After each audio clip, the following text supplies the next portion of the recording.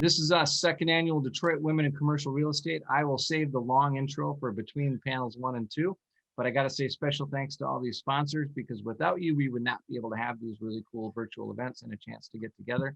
RE Journals, This Is Us, 6 publications, 17 states. You're probably familiar with Midwest real estate news, but we have Red News in Texas, Illinois Real Estate Journal, Chicago Industrial Properties.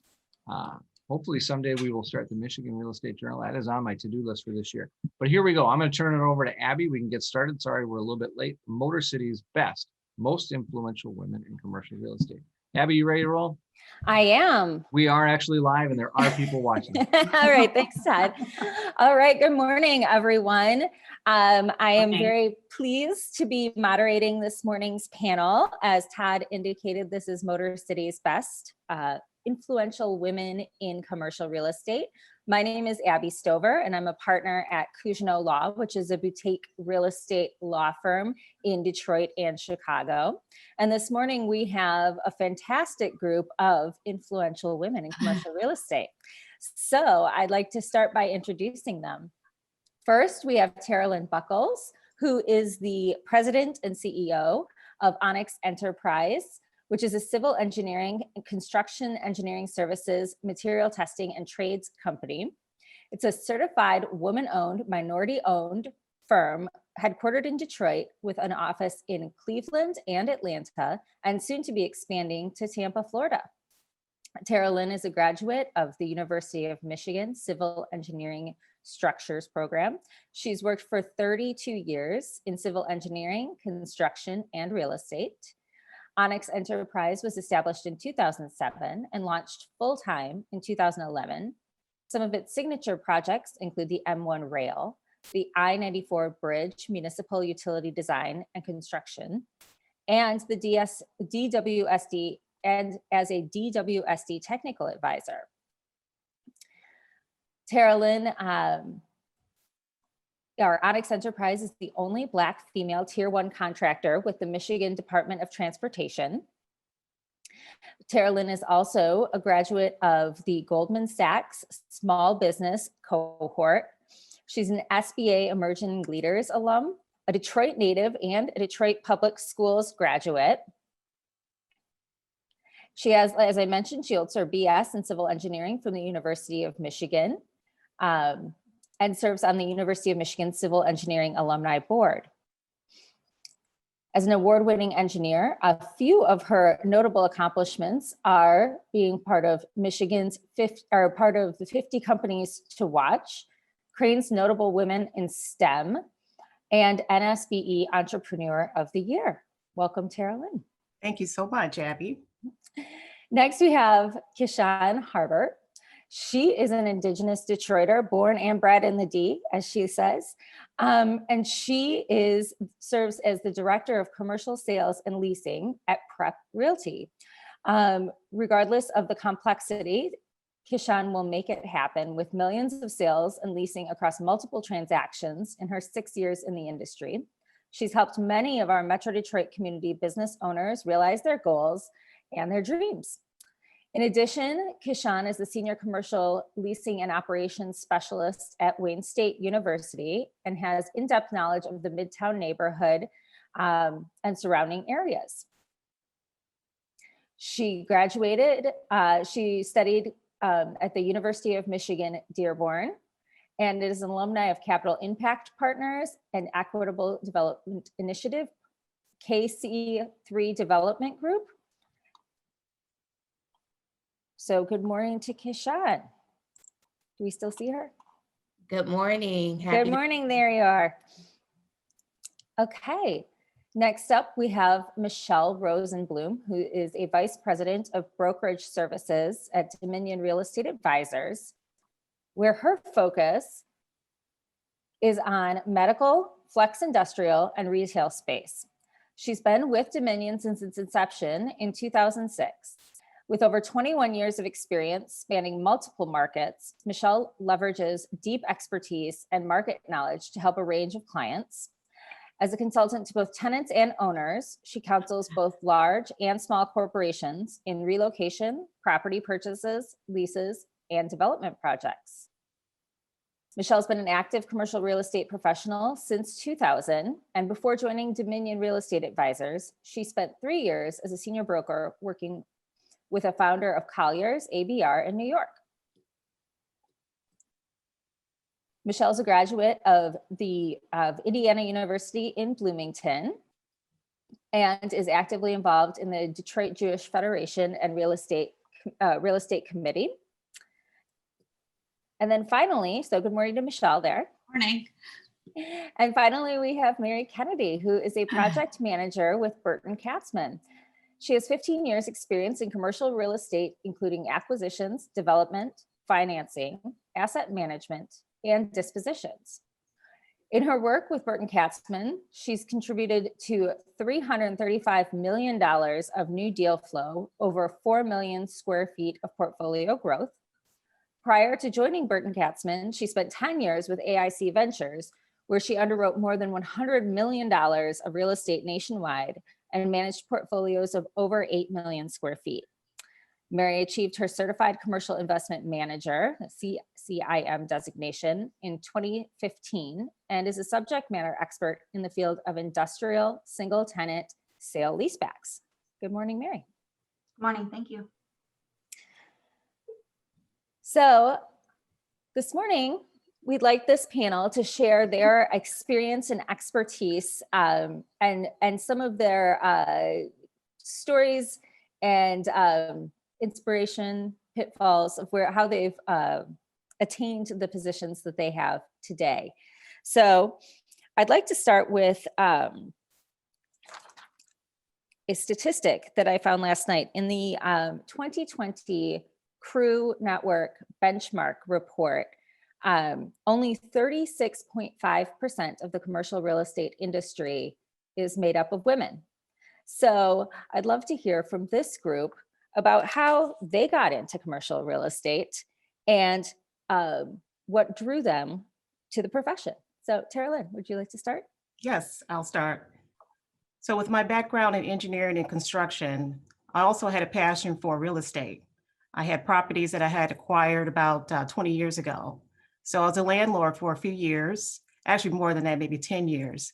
And I decided that I wanted to also be a developer in commercial real estate. I was selected for the Capital Impact Partners EDI program, Cohort 2 in Detroit, which is minority developers. And the program had just basically was so informative. I felt that I'm definitely going to expand my business in development. So I'm currently working on 3 projects in Detroit. And I can tell you that the business of being a developer is very exciting. As an engineer in construction, I see definitely a interface of all the 3 different industries that I'm in. So that's how I got involved in commercial real estate. And I can say that it's been very rewarding, especially as a woman in the field. I can see the difference as being an engineer and in construction. We're faced with the same challenges in a male-dominated field. And I see it at the meetings. The pandemic, COVID-19 has definitely impacted us all, but even more so as far as the competition.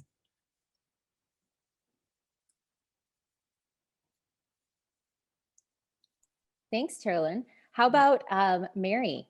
Would you tell us about how you got into the industry and what drew you to it? Sure. So I kind of grew up in the industry, being around Detroit growth and interning at the DEGC when I was in college. Coming out of school, I kind of was searching, not really sure that real estate was the path that I wanted. And I did enter the industry and I love it. Being on the investment real estate side, one of the things that I love the most is seeing how all the other companies operate manufacturing or logistics. I've traveled around the country and seen how, even everyday items are built and manufactured. And I just find that so interesting. Being in Detroit, in and now working for Burton-Katzman Development, you know, building a building to suit a customer or client's needs is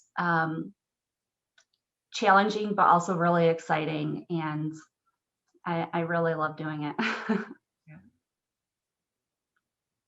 That's a nice thing about real estate. You can see your end product. I've always enjoyed that, driving past it. So Kishon, how about you? Tell us about your path into the commercial real estate industry. Yeah, so I actually started in commercial real estate with a small family portfolio. I was in the property management side of the house. And I learned very quickly that I did not like property management, but I loved helping businesses acquire space and helping them get their start so they could leverage their talents to serve the community that they were in. I also have a nonprofit background, so the idea of helping, I just love that. So I stuck in commercial, but I definitely transitioned to the broker side of the house, which I love.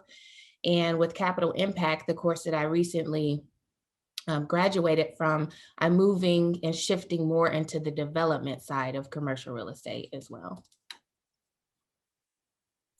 That's awesome. And then finally, Michele, why don't you tell us your story? Everyone. Similar to Mary, I have family that's in commercial real estate.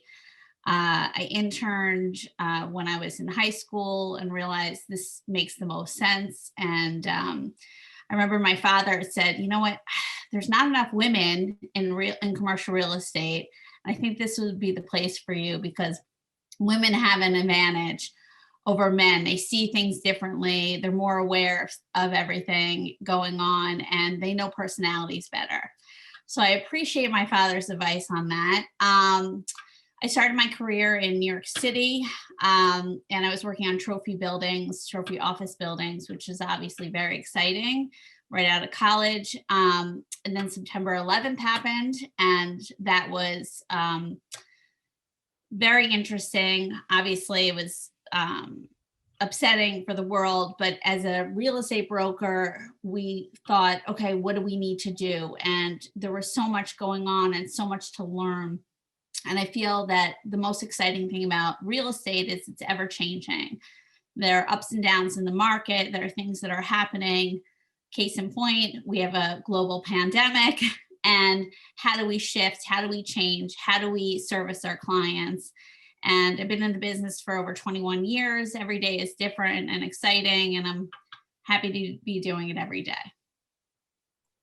Thanks, Michele. And that was, you really brought up the segue to my next question, which is if only 36.5% of the industry is women, that means that 2/3 of this industry is male. And I'm interested in hearing from you the challenges and maybe the opportunities that you have found as you've navigated your career.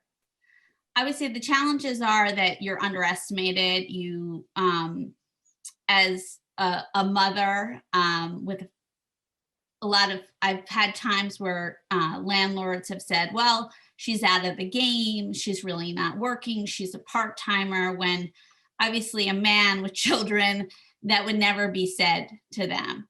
I feel that we have to work harder to convince people this is who I am, this is what I'm capable of. But as long as you go into it with confidence, I have found that I have not had an issue. The times that I have not been confident with who I am and what I've done and experience, that's when it doesn't work out. So my suggestion for ladies that are getting into the business, to have a mentor that's going to guide you, that would be obviously helpful, but at the same time, be true to yourself. And, if you have a feeling about something, say it.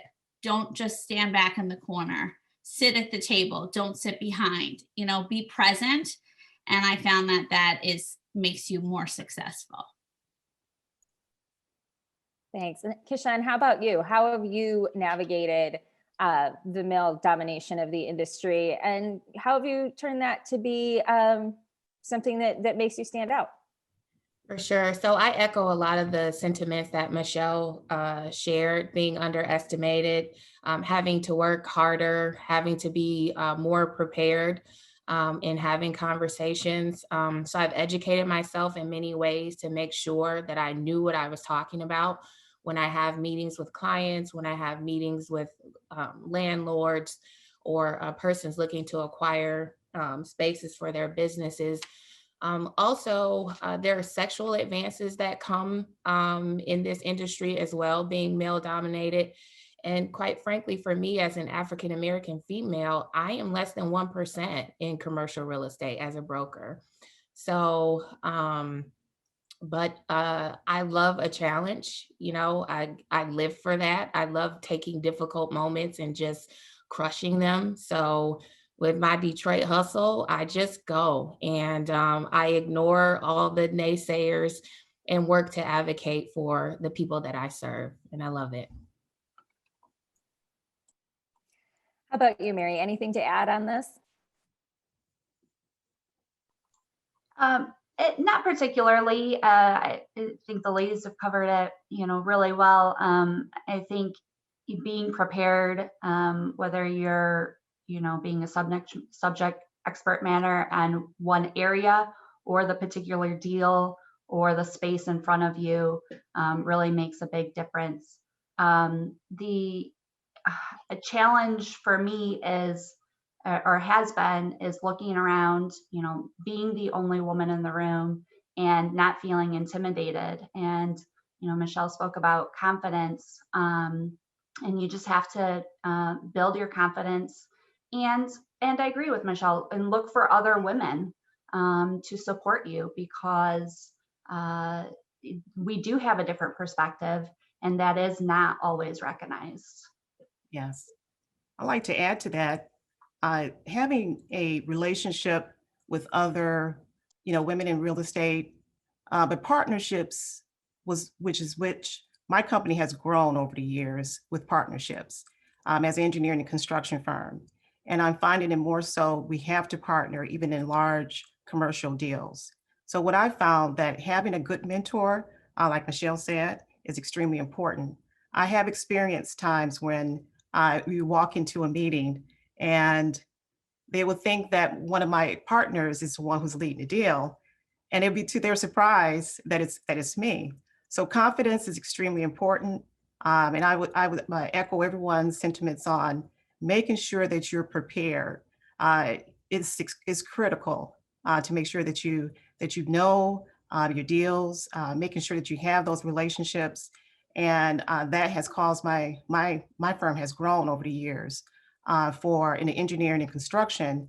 And I'm finding it's critical now for commercial real estate, and making sure that you have relationship with clients. I think the networking aspect now more than ever, since we're in the pandemic and not being able to socialize, is to be present, to contact all your engineers and construction, and making sure that you're sharing information. That's how you grow.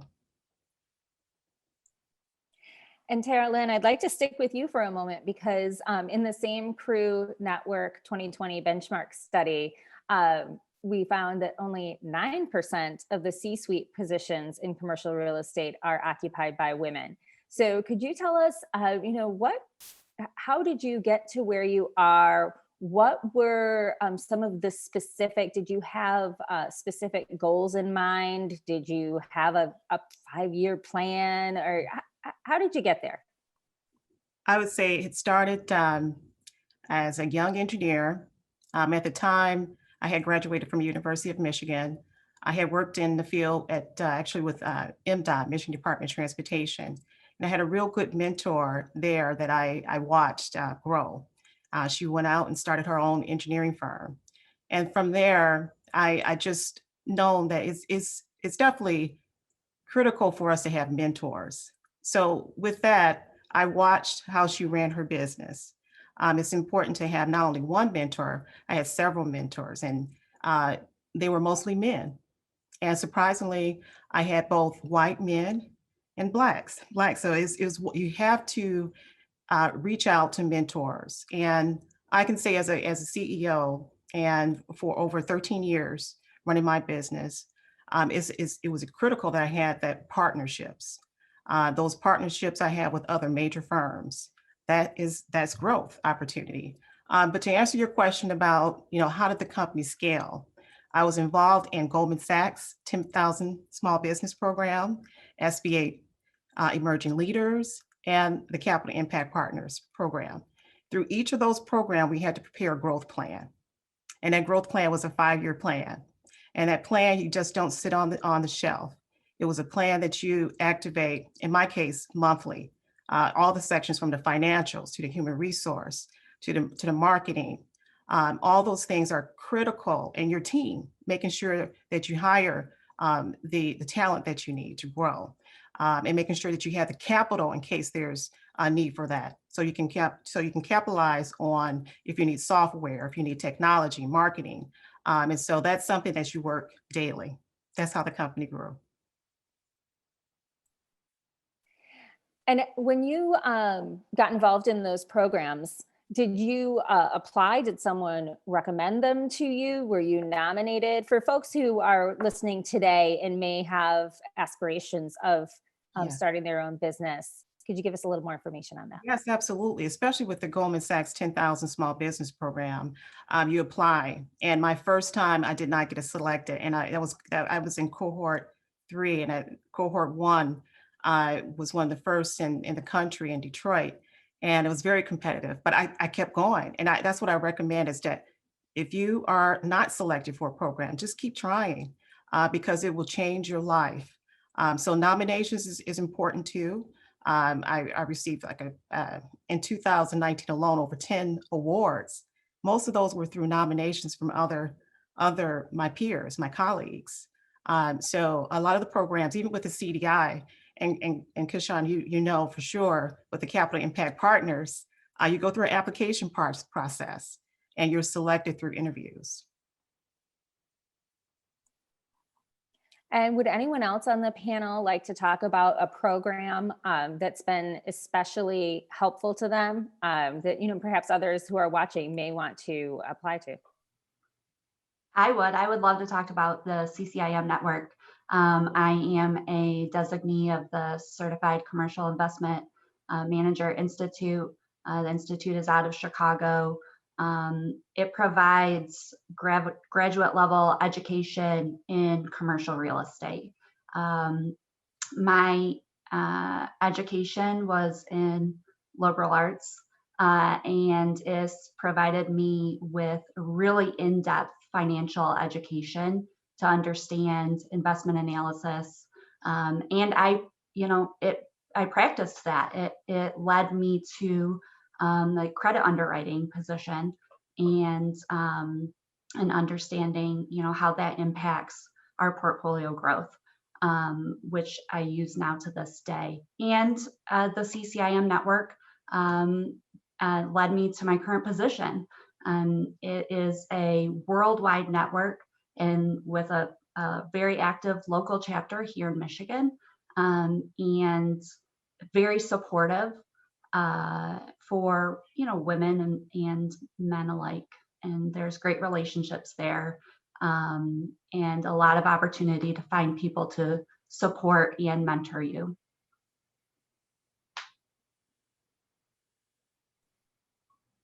Okay, well, and on that note, the next topic I'd like to discuss, and Tarolyn touched on it as well, is mentoring and sponsorship. Have there been, actually, I think that we probably all have benefited from informal mentoring and sponsorship in our careers. But my question for each of you is not have you benefited from it? I'm sure we have, but how do you thoughtfully seek out those kinds of relationships? And can you give any examples in your career where one has been particularly productive? I could start. My first job was with one of the founders of Collier's ABR in New York. He was in a position where he had started the business. He really knew what he was doing. He didn't have to prove anything. And for that, he was able to take me under his wing and just show me everything about New York, what was going on. He had the time to explain to me what was going on, versus I feel like the younger brokers that I have worked with really don't take the time to establish that relationship. And from the beginning of my career, I have focused on working as a team with other brokers, because I think more great minds, more than one mind is better than just my own. And I thrive on a team atmosphere. And that taught me really how I excel. And working on a team, working with other brokers, seeing their side and their thoughts has made me a better person, has made me a better broker. And I feel like it makes it really work with my clients. I've had some, we've talked about women versus men, and I found that in my career, working with men has helped me. Some women have found some competition where, certain comments are made, and that's something that you have to deal with. Others may have had a different experience, but in my experience, more seasoned professionals have worked better for me. Yes, I would agree. I had mentors throughout my life, and I can say by being a mentor myself with young engineers, I can tell you that mentor-mentee relationship is a two-way relationship. It's where you have to commit to your mentor. And what I have done in the past is make sure that my mentees prepare a professional development plan. We call it a PDP. And that professional development plan is a written plan. The informal mentoring is great, but I found that having a written plan, it really holds them accountable. For me professionally, I can say through several mentor protege programs with different agencies is effective. And it's the same where you have a plan, a mentor protege plan built into the project where they can show you the ropes from the engineering side, construction. I have a mentor as a developer, and it's the same situation. He's there side by side as I go through the process. I would agree with both of those sentiments. I think for me, it was more of a collective experience. I'm more of a, it takes a village. And so I have several people in my village, so to speak, that I have learned from. I would say for someone who is seeking a mentor out, honor your gift of intuition. Be very intentional about who you choose to be a mentor, who you choose to work with, align yourself with, and understanding your purpose and why you're doing what you're doing will allow you to be intentional about who you choose. But never let go of your why, and that will make it a little bit easier to identify persons that you would align yourself with to help you in your professional career. But it is definitely a two-way street. So make sure that you are giving as much as you're taking. That's right. So moving on to the next set of questions, I'm interested in hearing from each of you what trends you're seeing in the industry. I mean, we know COVID-19 is the big, the elephant in the room here. That's the big issue we're going to be dealing with for a long time. But what trends are you seeing right now? And how do you plan to capitalize on those and turn them into new business opportunities? Let's start with Mary on this one. Sure. So I work mostly in the industrial world, and that is just getting, tighter markets, more competitive. The pandemic has brought, more logistical needs, and large institutional logistical warehouses are going up left and right. Spec development in Metro Detroit of industrial real estate continues and will continue, and we're my firm is capitalizing on that and hoping to bring, some building to market there.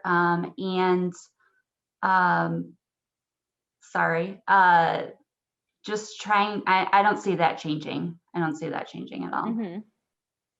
How about Michele and Kishon? What are you guys seeing out there as brokers? What are the latest trends and how are you staying ahead of your competition? I would agree with Mary about industrial. I work on industrial, high-tech space, office, retail, medical. All the industrial is just, I mean, you got to reach out to your existing landlords ahead of time to see if there's anything not on the market because it's going really fast. Medical, you still need to see a doctor. So there's still movement in that market. So that's been successful. The listings that I have with medical, there's still movement there. Retail is a little bit different. You were looking for, obviously the Targets, the Myers, those type of big box retailers are in a pandemic, not in a pandemic, are still going to do well. But the retail mom and pops, when I'm representing landlords, you got to look for the right credit tenant. How is this going? Do they have the right plan? How is this going to work? You have to vet those tenants more today than you were yesterday. Office market, there's going to be movement, but it's really going to be movement with regard to, we see as a trend downsizing. Tenants are saying, oh, all right, I have, 25,000 square feet. I realize most of these employees can work from home and I can make this work, or they could be part-time, come in and we can make it flexible. And I don't have to have this huge fee for office space. It just doesn't make any sense. We live in a digital world. We can make this work. So there's movement, but I think there's going to be a lot of excess space around the country. That's what I'm seeing. I did speak with my mentor in New York over the summer, and downtown New York, there was one deal the entire summer, and it was 5,000 square feet. I mean, that's unheard of. So just around the country, I see it being the same, unfortunately. And, we'll ride it out and it will pass eventually. And, you have good markets and bad markets, and you just ride the wave. And in those bad markets, you just have to be more aggressive. You have to cold call more. You have to be really on top of what's happening and educate your tenants for their expectations. That's what I'm seeing. And Kishon, how about you? And maybe specifically in Detroit, what are you seeing as the current trends and how are you staying ahead of the competition? Yeah, I was just going to say that definitely industrial is huge, especially within the city of Detroit with some of the laws that have been passed related to cannabis. They are kind of eating up a lot of the industrial properties, along with some of the retailers who are wanting to have a more online presence and paying less per square foot than being in a retail space. They're converting to industrial. And in the city of Detroit, a lot of the industrial spaces are in disrepair. So there's a shift to do some new builds, which is a challenge. But that is a lot of what I've seen in the industry. And I think also during this time, what matters the most in staying ahead is your professionalism, staying in tune with the trends that are going on in the market, and managing those relationships. People buy you, they don't necessarily buy the product. So just being, again, true to who I am and loving to help people has really just caused me to stay relevant. So I love that. They buy you, not the product. Yes. Good advice. Tarolyn, anything you're seeing in the Yes. industry and that you're trying to stay ahead of? Yes, I'm seeing with the construction industry for infrastructure, we all know it's just taken off. And that's really where a lot of my growth is in infrastructure. But I'm seeing with the building side, lots of renovations. renovations on the commercial side, residential. But I would say the biggest challenge is talent, is hiring for those roles. We're seeing, again, because of competition, construction, making sure that we get the talent that we need, which in my firm, I'm looking to hire at least 2 to 3 more engineers, inspectors. But for structural engineering, I get a lot of calls for that because of the renovations, particularly in Detroit. So I agree, Kishon, it's definitely a market for renovations.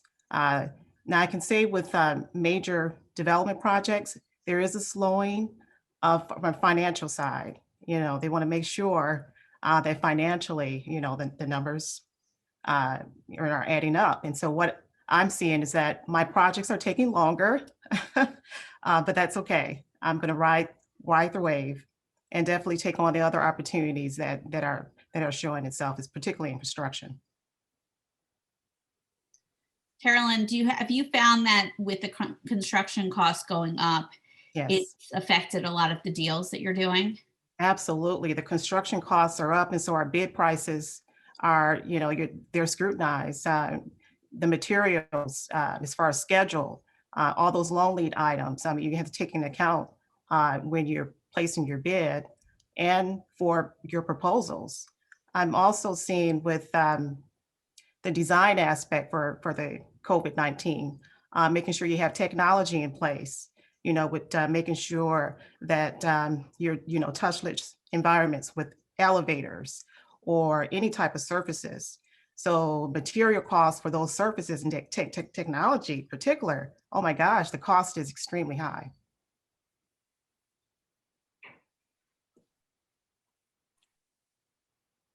And how are we converting what we know now, what we've learned, and then some of us have lived through the recession in 2007, 2008, took some lessons from that as well. Do we have any projections from this group on where you think the industry will be, say, a year from now? I think it's going to take longer than a year. I think it's just a matter of how we control the virus and the confidence of people and where we see things going. I was talking to my boss the other day about this. I feel like the recession was a little bit different. People were nasty and they were aggressive and they were scared, but it was a different feeling. With the pandemic, we have the vaccines, which is great, and people are positive to it, but there's a variant, what's to come. I don't really see this. I see it coming back, obviously. I see tenants and landlords moving forward to make it happen. Tarolyn was addressing, how tenants are working with the environment and staying safe. I see that continuing on, but I think time will tell, and we'll see where COVID, how long it takes for COVID to go away. But I also see it as an opportunity to reach out, as the other ladies had said, to call up your clients, say, what's going on? How are you doing? What do you need from me? We're here. How can we help you? It's the time for networking. And on that subject, could each of you give the group one piece of advice or one specific example of how you have grown your own business, either adding new clients, whether it's now during a pandemic or during normal times, because I'm sure we're all hoping we'll get back to some kind of normal sometime soon. What do you do specifically to cultivate your business, either growing existing clients or adding new clients to your book? Michele, since you're already talking about that, do you want to jump in? Sure. The way I leverage it is I'm not afraid to ask for what they need. I have a client who works throughout the country, and what started as a 4,000 square foot medical requirement, I assisted them all over the country. I don't know if you could tell from the accent, I'm originally from New Jersey. So when speaking with them, I said, hey, I can help you out throughout the country. And we just did a number of deals in New Jersey. And I feel like once you know how to do a deal, whether it's in New Jersey, Minnesota, Chicago, you have the relationships with the brokers, you know how to do a deal. As long as you are aggressive and work with the client and express to them what you're capable of, you can leverage it into many, many more opportunities. It's very true. I like to add, Abby, that with my firm, we take the opportunity to make sure that everyone is trained. If there's new technology or softwares, we take the downtime to make sure that they're trained. So that is an added cost to the firm, but it's definitely a benefit. So during the season, the winter season, my employees take training in field manager software or maybe some project management. But I'm also seeing, as far as growth in the company, to get additional certifications. So material testing is a new market, particularly for construction, at least a new market for me. So concrete testing, aggregate testing, all those things. So material testing is important. So that's how I'm able to take on that market, to pivot the firm and get some more projects in that aspect. And I mentioned about renovations. So sometimes we try to stay away from residential, but that's a market right now. I mean, as far as renovations. So our structural engineers are very busy in that regard. So certifications are important. I was just talking to a colleague in Memphis, Tennessee, and we're looking to do some collaborations. So reaching out to other states, as far as, in this case, Goldman Sachs cohort members, that's how I'm able to expand as well. So we're going to be working on different projects. He's helping me in Michigan. I'll help him in Tennessee. And so that's how the company is able to definitely survive during this pandemic. And do you take those certifications, additional trainings, new technology, and how do you market those to your clients or to potential clients? That's extremely important in proposals. And I highlight through the state also, if there's any opportunity to let all the different contractors know or other developers know of my business through certifications, we take that opportunity. So we reach out to them if they have a portal, making sure they were on their website. And I will also say it's just, picking up the phone and making those calls and emails. There's been so much collaboration and lots of projects that have taken off. Just last year, the summer of last year, we were awarded, I would say, 9 contracts in the summer, right during the pandemic.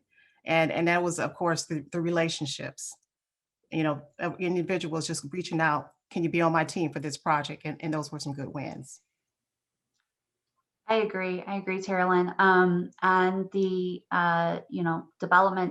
business development side, personal development side, I try to make a point of reaching out to a contact and setting up a virtual coffee meeting once a week, just trying to stay connected and see faces of the people. Those aren't 30 minutes, those are 5, 10, 15 minutes check-ins with people in my network, just to stay relevant, stay in touch, and see if there is business to be done. And go ahead. And also through the organizations that we're all involved in, we established meetings with other agencies, and even if it's a market for development. So Capital Impact Partners invite us to submit proposals on different projects like Wayne State University or other major development projects. And the same with all the different agencies like MDOT, Great Lakes Water Authority, DWSD.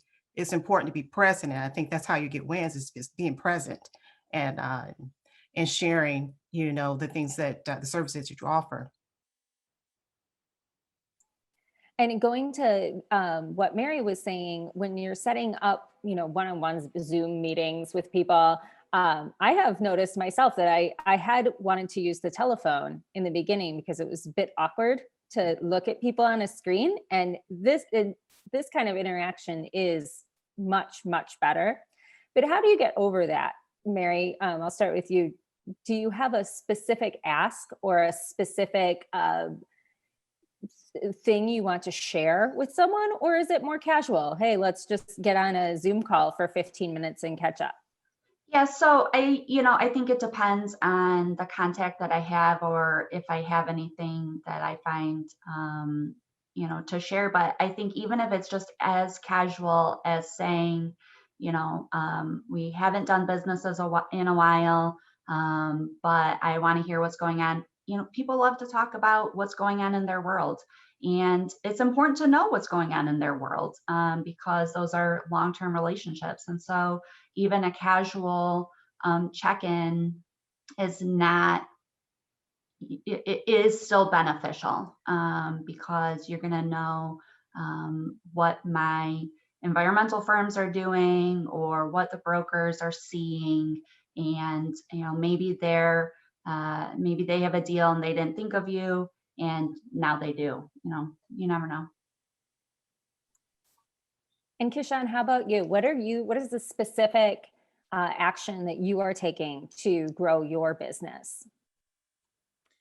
Well, definitely a lot of Zoom meetings are happening. Fortunately, as a broker, I am still able to go out and show properties. So that's also very helpful. I do a lot on social media as well, and get a lot of good contacts from that, as well as the organizations that I belong to. I would say too, going through Capital Impact Partners, I'm able to provide a different level of service to my clients, which I think is very helpful. Obviously, as a broker, you're supposed to know the cost per square foot, and using different things to negotiate a good deal for your client in that space.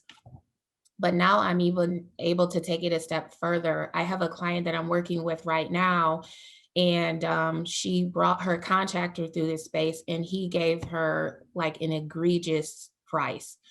But because I've educated myself in development, I'm able to say, no, you should be paying between this and this amount per square foot. So now we need to go and shop or look for someone else to be able to do this work.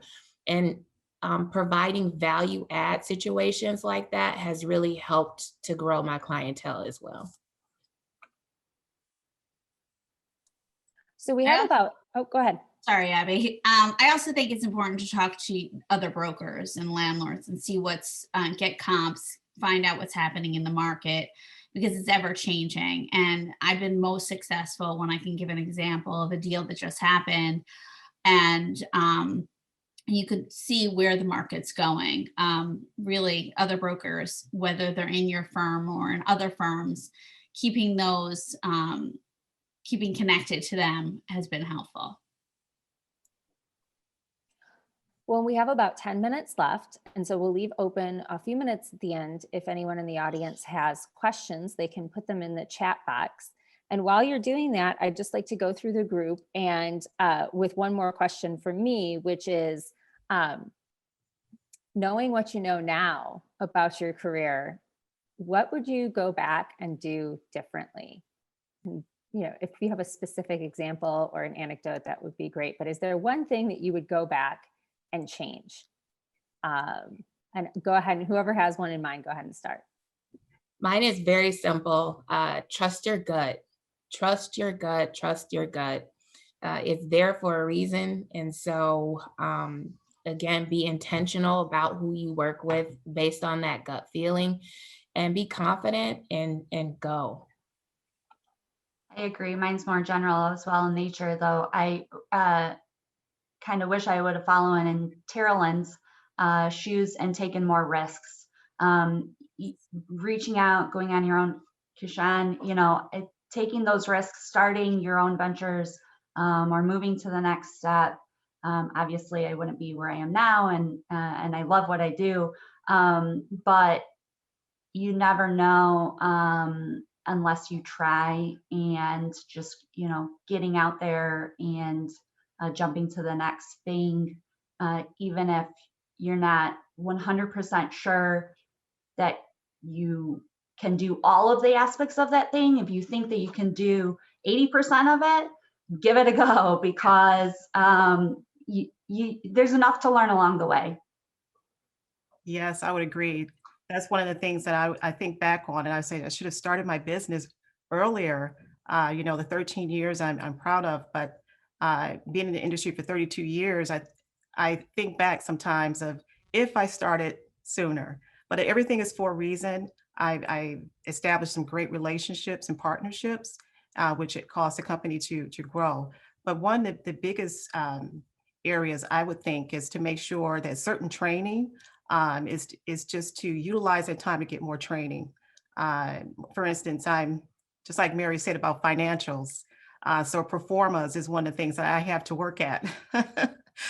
Even coming from an engineering, background, it's just the finance side, making sure that you can put those performers together. And that comes with practice. And so I would say just that's one of the things that I would change, is to start earlier, take that risk. It's worth it. I have 3 companies now, and people say, how do you do with 3 companies? It's through working with good partners. I would agree with Kishon about trusting your gut. As women, I think we try and be too nice at times, and that has not helped me in the past. And I think if I go back in time and I trust my gut and I realize, well, I'm wasting my time with this tenant, they don't know what they're talking about, I would have saved myself a lot of grief. And if I had spoken up sooner, it would have benefited me more. Also, as a woman, when we speak out, we're told we're a bitch, or, oh, she's so difficult and aggressive. But at this point in my career, after doing this for 21 years, I don't care.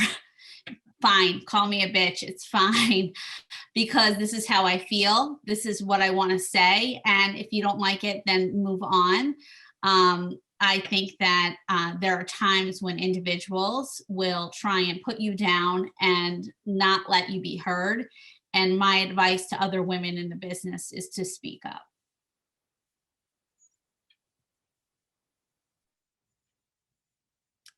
Abby, you're on mute. Thanks, Tarolyn. So we've had a couple of questions come into the chat while you guys were giving great advice there. First off, I want to give there's shout outs all over to Crew Detroit and to CCIM. So if you are not members of those organizations, definitely check those out. One question we have is, do you ever think it's too late to take risk and move into your own ventures? Are you looking at retirement at some point and thinking, I'll just keep doing what I'm doing for 10 years? Is there an end point? Or I think I know the answer to this, but who wants to take it? Yes, I'm actually looking towards retirement, and it's becoming more so as I plan and, work out my trust and so forth. So it'll be a transition in the firm later years, maybe another 10 years. But yes, as far as risk and moving in all different ventures, it's definitely always going to be a risk, just like Mary said. But you just got to move forward and just take that risk. And as Kishon said, listen to your gut feeling. And so there's been opportunities for me to purchase other firms, and that is something that you have to look at all aspects of, and if you're good at that particular service. So I had to turn down some opportunities if it's not, prevalent, that profits can be made, or if you're good in that particular area. So you have to understand, stay within a lane that that you can perform and do well. So it's never too late, but Never too late. be smart about it. Be smart. Anyone else think, is there ever a point where it's too late to take a risk, or where you have over the course of your careers changed your risk calculation? I mean, there's always something. There's always a recession. There's always a family emergency. There's always a project deadline.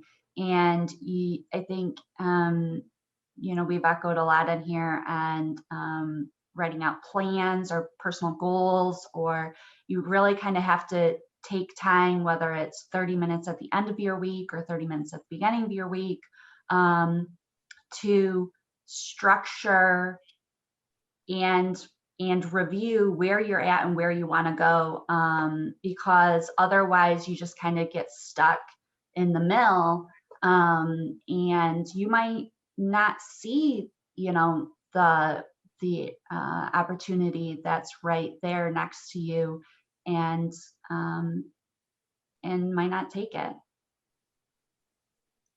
I would also say too that make sure whatever you're shifting to is something that you're very passionate about, because it is going to take work. And so if you are shifting to something further along in your career, make sure it's something that you absolutely love, because you're going to need a driver, something to get you out of bed to do that every day. So be passionate about it. Just don't switch to something that's a little mediocre. And then we have one last question. This is for Tarolyn specifically. What was the defining moment that inspired you to start your own company? Yes, thank you. Thank you, Rachel, for the question. I would say when working with other firms, the day-to-day, you know, project manager, task manager, all those are so important job responsibilities. But the defining moment for me was when I knew that I could run a business just as if this major firm is. And that was a defining moment for me. The relationships that I formed, I said, I can do this. I can do this. I can get my team together of accountants, attorneys, and really launch my firm. So that was a defining moment for me. When you run other firms and you run it as if it's yours, you know that you can run your own company. Fantastic. Well, that brings us right up to 9 o'clock. So I'd like to thank each of our panelists for their time today, and for everyone who participated by listening and also by submitting questions. So thanks to all, and we'll be seeing you again soon, hopefully. Thanks, everyone. Thank you very much, everybody. Thanks, Abby. Bye-bye. Great panel, Pleasure. everybody. Fantastic. Thank you. Sorry about the screen share at the beginning. I'm still learning my job. You know, I used to be just the CFO. Now I got to do all this web stuff. Hey, thank you very much. If you're on the next panel, now's a good time to turn your camera on, turn your microphone on, get that ready. I'm going to do a quick screen share because I missed some things at the beginning.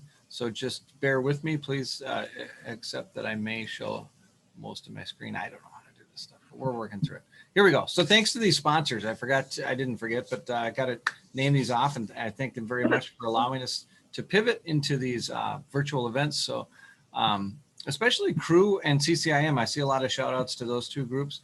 They're fantastic partners of ours. So please if you're not a member, it's a good time to really think about that, especially in COVID when it's hard to network. But Cousino, hope I'm saying that right, Village Green, District Capital, Right Size, Bedrock, Shelbourne Development, Core Fact, CCIM, Prep Realty, and Crew Detroit. Thank you very, very much.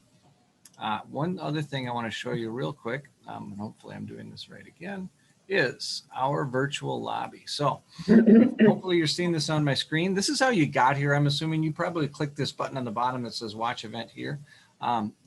That's how you got here. But Annual Detroit Women in Commercial Real Estate, you can see our sponsors. This is the important part though. I scrolled down. I can see who's speaking on each of these panels. I can see who's coming up on the next panel. Then here's the trick to this. What I really like about this is below each person's name is a button for their LinkedIn. It's really hard to connect with people in a virtual environment and make new friends and meet new people and try to shake their hands. You can't do it, but you can connect with them on LinkedIn. It's our little token of networking that we have. So each of these speakers has a LinkedIn button. And then below that, you can see what they're going to talk about. All right, I'm going to step out of the way. I think we have everybody here looking good. If y'all need anything, holler, just say, hey, Todd, I need something. But otherwise, I'm just going to turn off my camera and microphone and listen.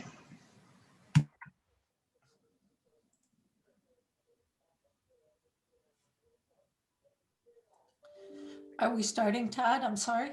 You are good to go. Cleared for takeoff. Okay, awesome. Good morning, everybody. I am Jimena Jude, and I am a commercial and residential appraiser and have been so for 25 years. And thank you for the shout out to Crew Detroit, because it is an amazing organization. So today we're going to talk about property management. Commercial property management companies have faced unique operational challenges during the ongoing COVID-19 pandemic, and a COVID health and safety plan, along with a sustainable strategy, is becoming more important every day.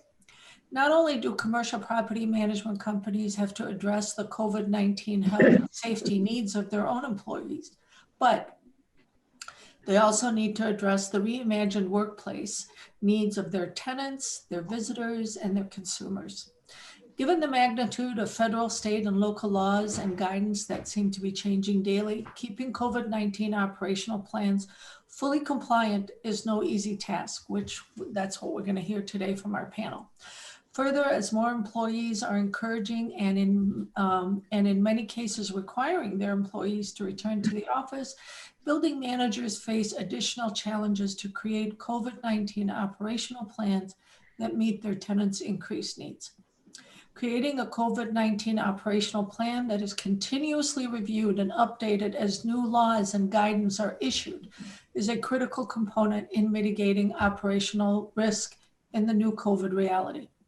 The constant evolving COVID situation means that these plans will need to be revised as conditions change and the number of employees working on site increase. They may also have to find ways to accommodate those employees that are seeking a hybrid relationship with their employers. No longer can we assume that those working from home are not productive enough. Property managers are having to deal with social distancing protocols in common areas and elevators, which is always a challenge, building ventilation, signage requirements as they pertain to COVID-19, health and safety screening of visitors and employees, in addition to numerous other issues that are constantly changing from day to day. So let's get started with our exciting panel today. Allow me to introduce the panelists. I will start with a good friend and colleague, Diane Bataya, Chief Executive Officer of Village Green Holdings, LLC. Diane has, Village Green Holding is a third-party apartment management company and related services. They operate 40,000 units in 90 different cities throughout the country. During her, I would love to hear how you're managing 90 different cities this morning, Diane. During her more than 40 years with Village Green, Diane has accumulated a breadth of experience in every aspect of the apartment business, including property management, sales and marketing, asset acquisition and dispositions, apartment development and redevelopment, renovations, finance, and market research. Diane, which I think this is going to be a good discussion point as well, is also an executive board member of the National Multi-Housing Council. This will give us an opportunity to hear what's going on at the national level. She's also honored with the 2020 Executive of the Year Award by Multi-Housing News. Congratulations, Diane. My fellow crew partner, Elizabeth Betsy Hobbs Wagner, is Vice President and Director of Business Development at Hobbs and Black. She holds over 20 years of interior design experience, managing projects that span across the country. Design is going to be a major issue of discussion here today. Her expertise includes, but is not limited to, design in commercial, healthcare, and hospitality, which I imagine now is a major challenge. She graduated from Kalamazoo College and Harrington College of Design in Chicago. Currently, she serves as the membership board liaison for Crew Detroit, and serves on the College of Engineering and Technology Board for Eastern Michigan University. She is also a member of ULI. Thanks, Jemana. And last but not least, certainly, Krista Kapp, Senior Vice President, Property Manager at Beanstalk Real Estate Solutions. Over 25 years of experience in real estate management and development, including medical office, retail, commercial, industrial, and market rate and low-income housing tax credit, multifamily for high net worth individuals, as well as institutional ownership. Currently serves as executive in an executive leadership role as Senior Vice President of Property Management for a full-service regional real estate firm overseeing commercial and residential property, creating unique urban experiences, which should be an interesting topic also for discussion today. High energy leader with a commitment and passion for the real estate industry. Passion is always fun. My husband thinks I'm a weirdo for having passion for real estate. Winner of the 2020 Institute of Real Estate Management as a Certified Property Manager of the Year Award. Welcome, panelists. So I'm going to start with Diane. And my question to you, Diane, is, has demand for unit size changed since the pandemic, with more people working from home and needing their workspace so kids don't jump in on Zoom calls? Can you tell us what's going on with that? Sure. First of all, good morning, and thank you so much for having me. I'm looking forward to speaking with everyone this morning. It's interesting.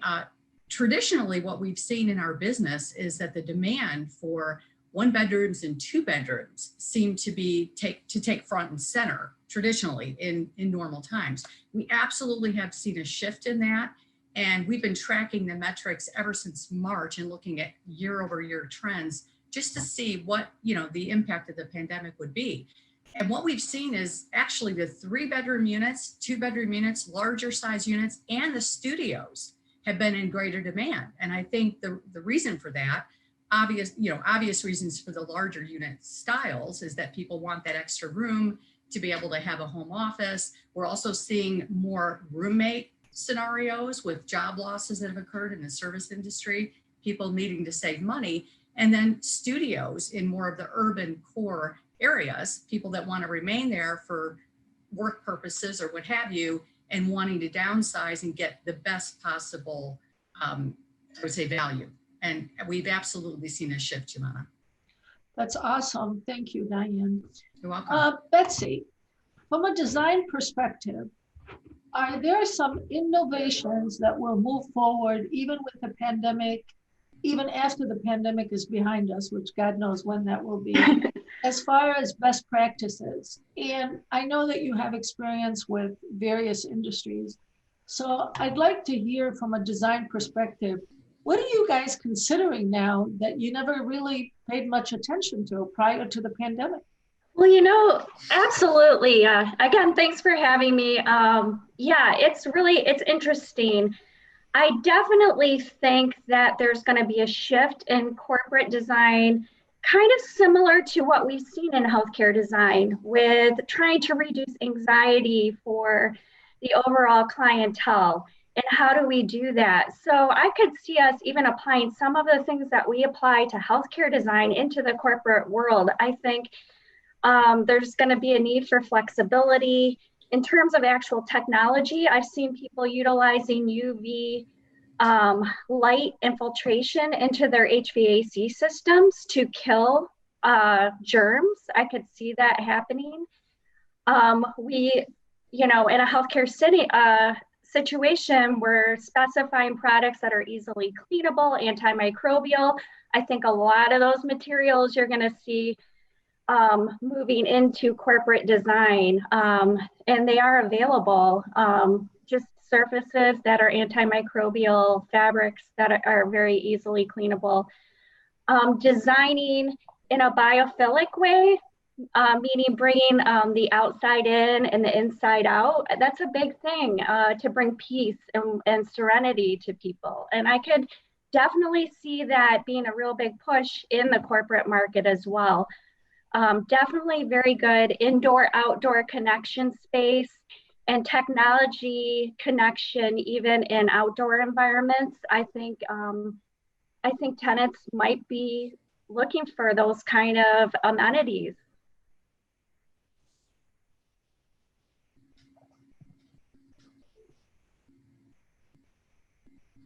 Jumana, I think you're on mute right now. That's all right. Krista, I was looking at your company's website in preparation for today's meeting, and something caught my eye that I wanted to ask you about. According to your website, your company looks to make an impact with profitable real estate that inspire. And that word really caught my attention, inspire. And I'm just wondering, based on your experience, what inspires investors and tenants these days? Well, that's a really big question, but it is definitely at the forefront of what we consider. And I think when it comes to property management and the leasing aspect of things, it's inspiring people to want to be in that space. all of the signage that we've been required to purchase is pretty off-putting, lots of this going on. And in the midst of that, you have to create an environment, just like Betsy said, that, you know, brings the outside in, more interior landscaping and friendlier signage. So as opposed to a lot of this, it's a let's do this together kind of thing. And I think that's a lot of what we've been doing. We've been consulting with all of our interior decorator friends because we have tremendous networks, Crew, just like you said, Crew, ULI, BOMA, IRM, just absolute reliance on each other this past year has been a phenomenal plus. And, you know, something we always knew we had, but really, I have just enjoyed being able to take advantage of all of the knowledge that everyone's been so willing to share. Even our competitors are working with us, and we're working with them because we're all in this together. And yeah, as far as that inspiration, it's really about that light and the safety and just making people feel good about when they come back to work that we're there for them. Have you seen that people are, even though they want to come back, they're too scared to come back? I've definitely seen that, absolutely. And I think all companies have seen that and work through it individually based on their corporate needs. I think we've all been astonished by how much we've been able to get done from home. I mean, especially in real estate management. Diane, I don't know how you do it in 90 different cities across the United States. I had just a few here in Michigan, and we wrote and rewrote and updated. I mean, our process and operations manuals for this COVID experience, pandemic experience, it's a full-time job for a position we never filled, right? So absolutely addressing those concerns and just reaching out to people and reassuring them are all that we can do. But Diane, I don't know how you did it. Yeah. I'm so impressed.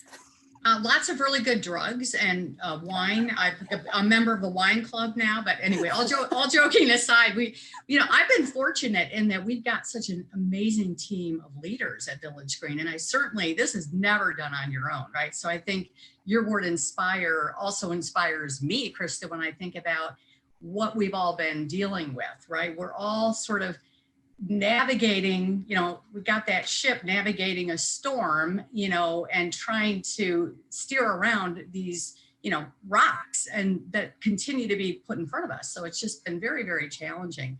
But what we've done is we formed a COVID task force really early on with some key leaders, the head of risk management, the head of our people services, the head of facilities, and then the head of sales and marketing of all people, right? And the reason I have her there is for what you spoke about earlier, which is you really have to think about branding the messaging right now. There's got to be a ton of empathy. You have so many stakeholders that you're dealing with, the residents, your own associates on site, which are frontline workers, they're all heroes as far as I'm concerned, and then the owners of the buildings. So you really have to be sensitive to all of those various needs. So that COVID task force, 24/7, keeping track of the different legislation that's coming out, the different mandates at the local level. It starts at the federal level, but here's what typically happens. They, issue a mandate and then they say it's up to the states to implement that. And that's been extraordinarily challenging because even from there, it goes down to the county level. Dallas, my goodness, if I could get going on this and take up the entire hour and how challenging it's been. So I'll just leave it at that and say that it's continuing to keep your finger on the pulse and being very sensitive to all of your stakeholders and adjusting, just being very adaptable. So adapting, adjusting, overcoming, that's kind of been our mantra. And that's what's kept us going and keeping on that course. That's an interesting point you raised, Diane, that your company put together a COVID task force, which I commend you on. I'm curious, Betsy, did you guys put together a COVID task force or a designated COVID representative to keep everybody in line? Well, we have a board and our board really stepped up to the challenge. And I have to admit, we were pretty old school prior to the past year has really changed our corporate culture a lot. we were, you know, everybody comes in and works at their desk to going, you know, virtual. And we've proven that we can do it, but we jumped on it as a board, and we, you know, got laptops, we got things up and running, and we pivoted. And I'm so proud of our team because, as you said, there's been so many challenges and obstacles, but we proved to ourselves we can do it, you know. Krista, do you guys have a designated COVID person in your? We have a COVID team because it can't be done by a person. And so do a lot of our tenants. A lot of our larger office users, retail users, they all have created this new committee. I think, you know, if we wanted to find that positive, that inspirational word for 2020, pivot might be it. Amen. Yep. That's a good word. There were a lot of words that came out of 2020, so we'll have to, pivot is definitely one of them. Diane, the multifamily industry, with shifts taking place, we hear from urban to suburban, from urban to less congested areas. With that shift, have people shifted from urban to temporary apartment to we'll take our time finding a home, or we'll take a temporary multifamily unit and we'll see where things go. We may go this way, we may go this way. Have you seen that kind of a movement more on the national level? What? I'm sorry for interrupting. No, go ahead. I just want to see if there's been that kind of a mentality taking place where we'll take a unit temporarily until we decide what we want to do and where this COVID thing is going. Sure. We have seen an uptick on short-term leases, so I will say that, Giovanna, and there is a little bit more tentativeness around longer-term renewals. And then the shift from urban to suburban, we've absolutely seen that occur in markets like Chicago, Minneapolis, as examples. However, we haven't seen it in markets like Detroit, Cincinnati, Columbus, nor Dallas. So what's interesting is where we see the highest amount of density, Chicago's a classic example of that, and the offices, people not coming back to work, restaurants still open. The whole point of being in a really dynamic urban core such as Chicago is that, you know, the infrastructure and the ability to walk outside your door and go to a restaurant or go to some cultural event of some sort. That doesn't exist and hasn't existed for the better part of this, you know, past year. So what we've seen occur in addition to the short-term renewals is that absolute shift to the suburban markets. Those markets have gotten stronger. Rents have actually gone up. Occupancies have gone up. And we've seen the converse, activities going on in the urban core of Chicago. That's probably been the hardest hit market in the Midwest that we're involved in. Minneapolis may be the second hardest hit. So I think that is a bit of I would call it a medium-term shift that we're seeing. I don't think the cities are dead. Ultimately, people will come back. I think it's going to be led by the infrastructure and entertainment, recreation, that sort of thing. But I don't think it's dead. I think we're definitely going to see the next year. It's going to be tough, right? Economically, it's going to be tough for multifamily operators. We're also seeing a shift from coastal cities and some out-migration. We've seen quite a bit of people coming in from California, as an example, San Francisco, Portland, into the Midwest. So Midwest, Florida, the Carolinas are definitely benefiting from the out-migration of the coastal cities, where not only the pandemic, but the social unrest has absolutely impacted people's desires to move. Some of them moving back, and some of them, just transferring in general. And then lastly, I'll say that the need to be living where you work has completely gone away.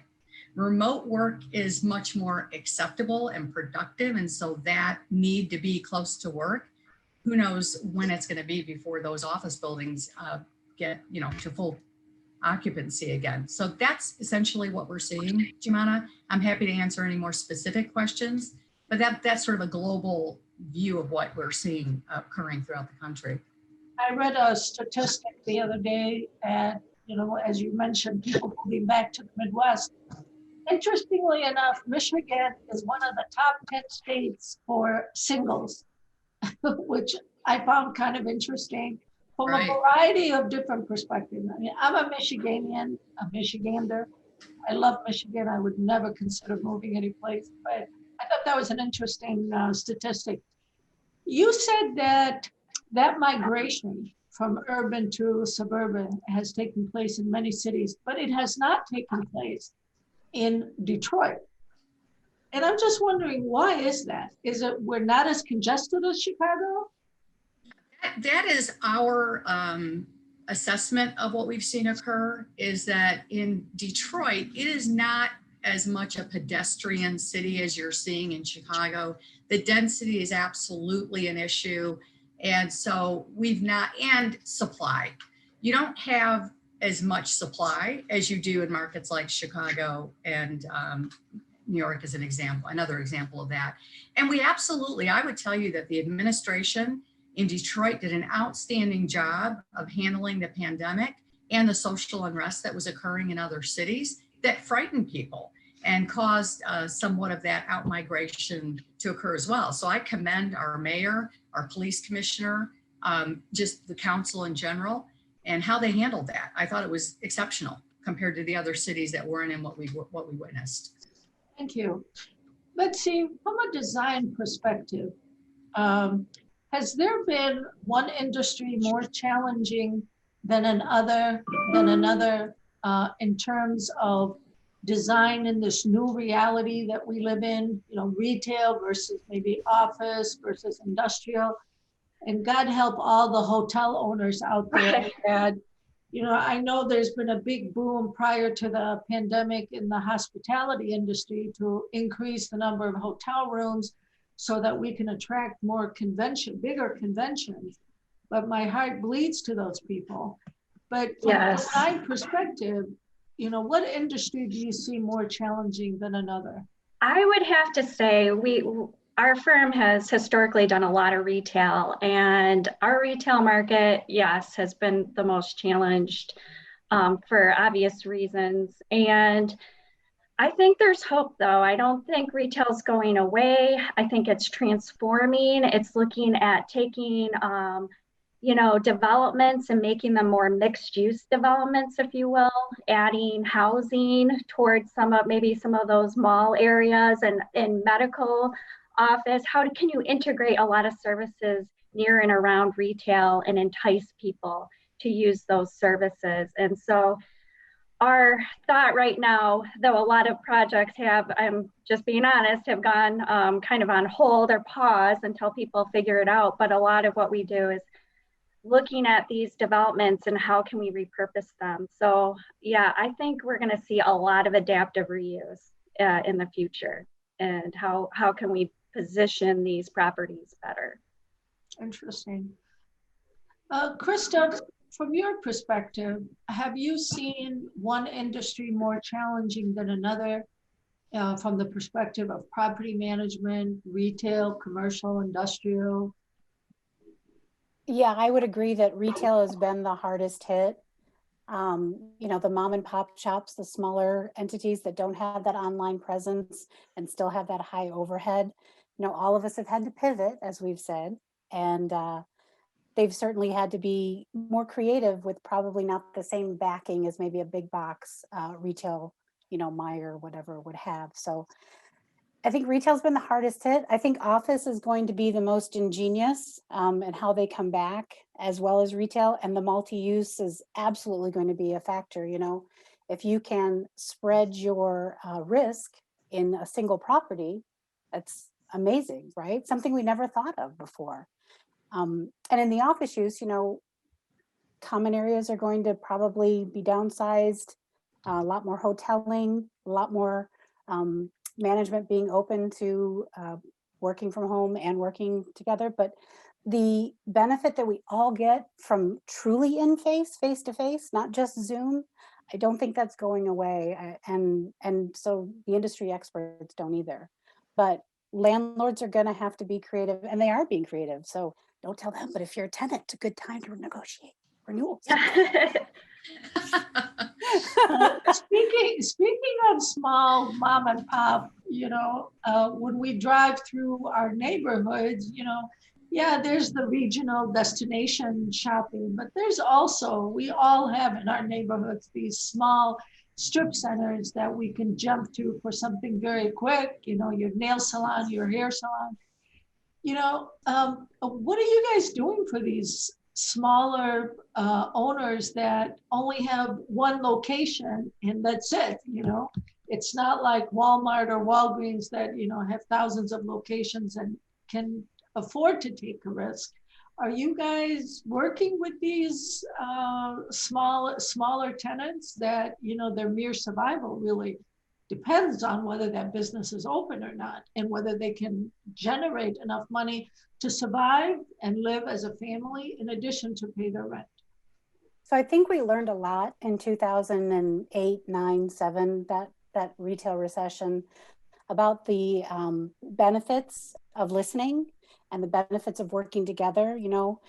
The company has to have a plan, just like everybody's been saying. You have to have a plan, so you can't just come in and go and expect us to be able to help you. But if you have a plan, there's lots of opportunities for blend and extend leases that allow you to, soften the blow now and make up for it, in a year, 18 months, when whatever our new normal is has hopefully taken hold. So absolutely, it's the listening. Listening, that's a very good word. Diane, has ventilation been an issue for you guys? With larger apartment buildings or even smaller ones, I'll be frank, I don't know too much about the construction makeup of the various multifamily models. But for those models that share ventilation, for those complexes that share ventilation, how have you handled that? Because I imagine that that's a major concern for some people. Yeah. Well, it actually was. It was a big question that came up, and I got very educated by our facilities team because I myself wasn't aware. But the units themselves are individually ventilated, so they're not sharing air, outside air. So they have their own ventilation out, and the cold air returns are all independent. The heating and cooling, regardless of the type of HVAC or whether it's baseboard heat or what have you. But it's really the common areas, which were the challenging ones, because obviously when people are out in the common spaces, they're sharing air. So we did have to educate residents initially who expressed great concern around that. So it turned out not to be an issue, Jamanja, when you're in the apartment.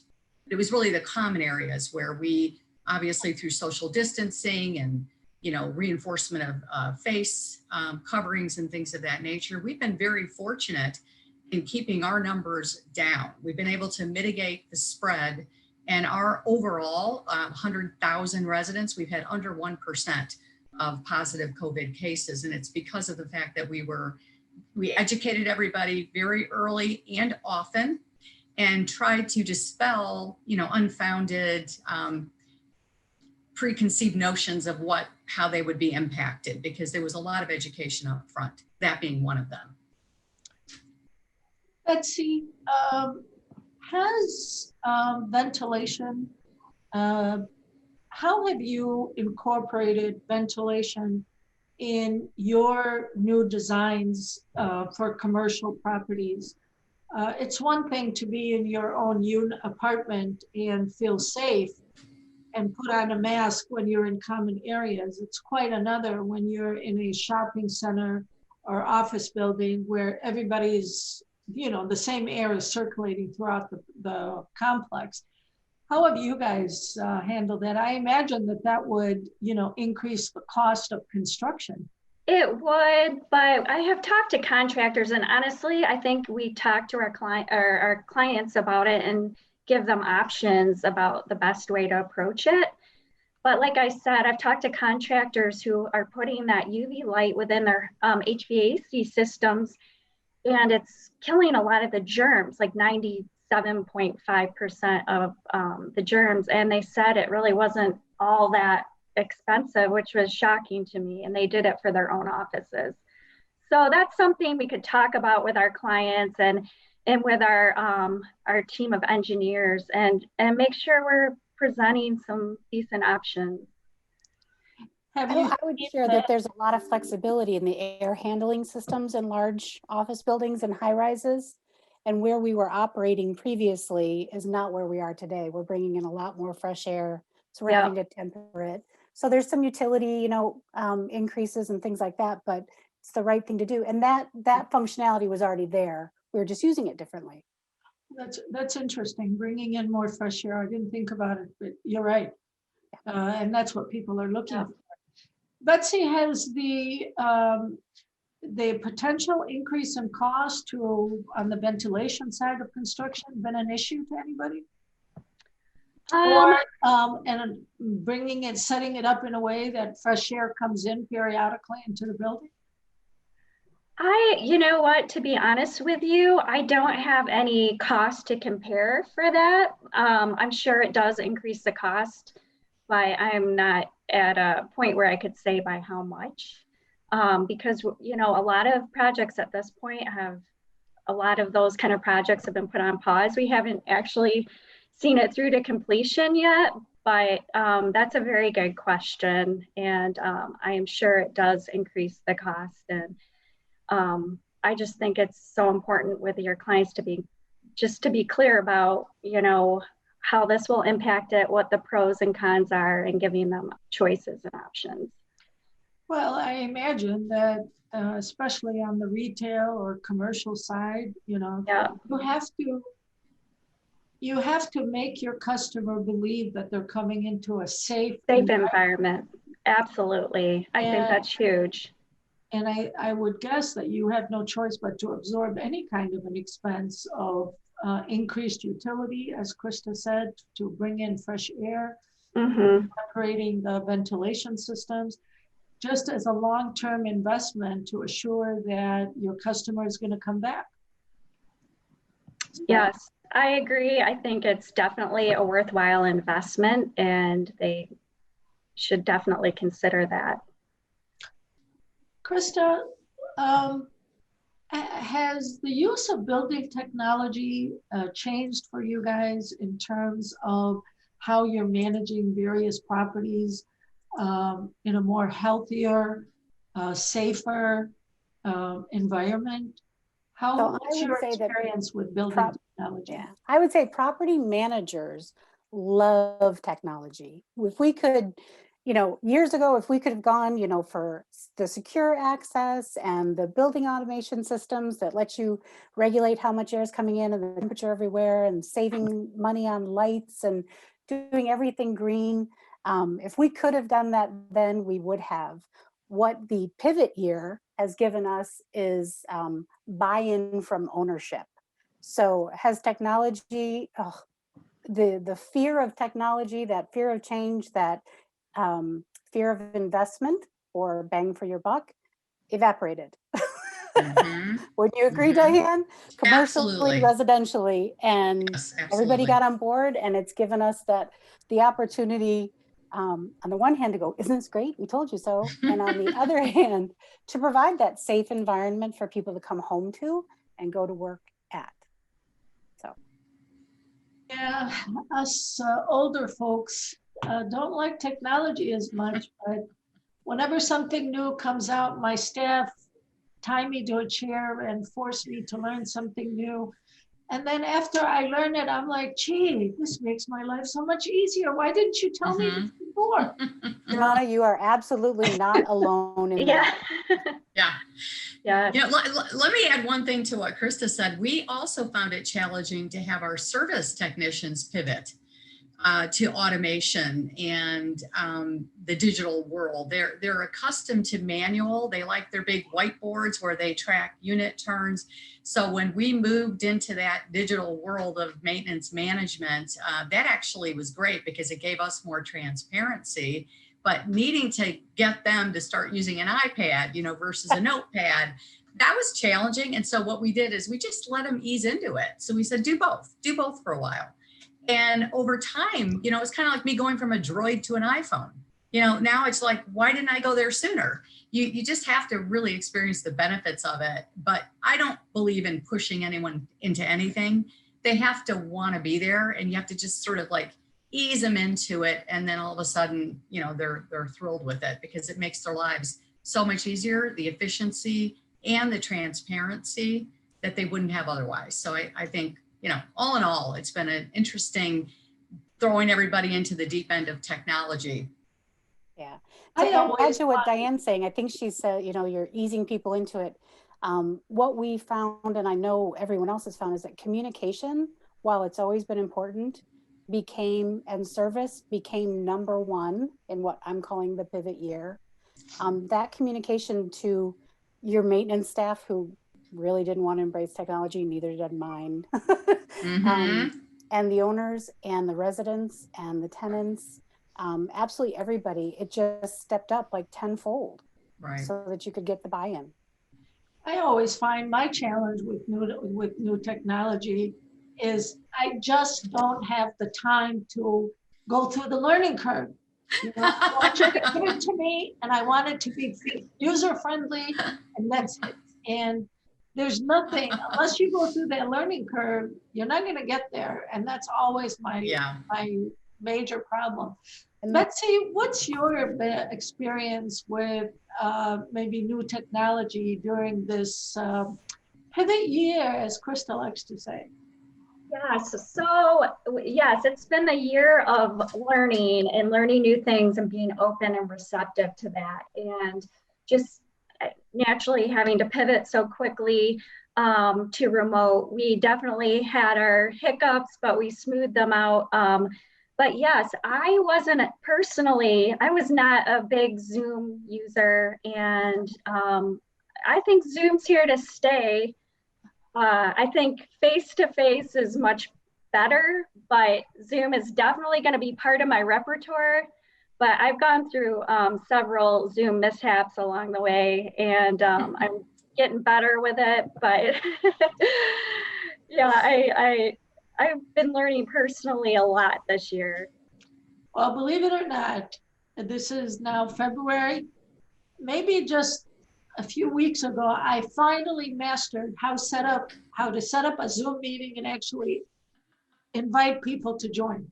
It took me that long to figure out how to do it. And the only reason why I did it is because I was leading a committee and I had no choice. I'm leading this committee. What am I going to do? I got to step up to the plate. But it wasn't as bad as I thought it was. So I have to give myself credit, Yeah, you've done a good job. Congratulations. Slowly but surely, Diane, slowly but surely.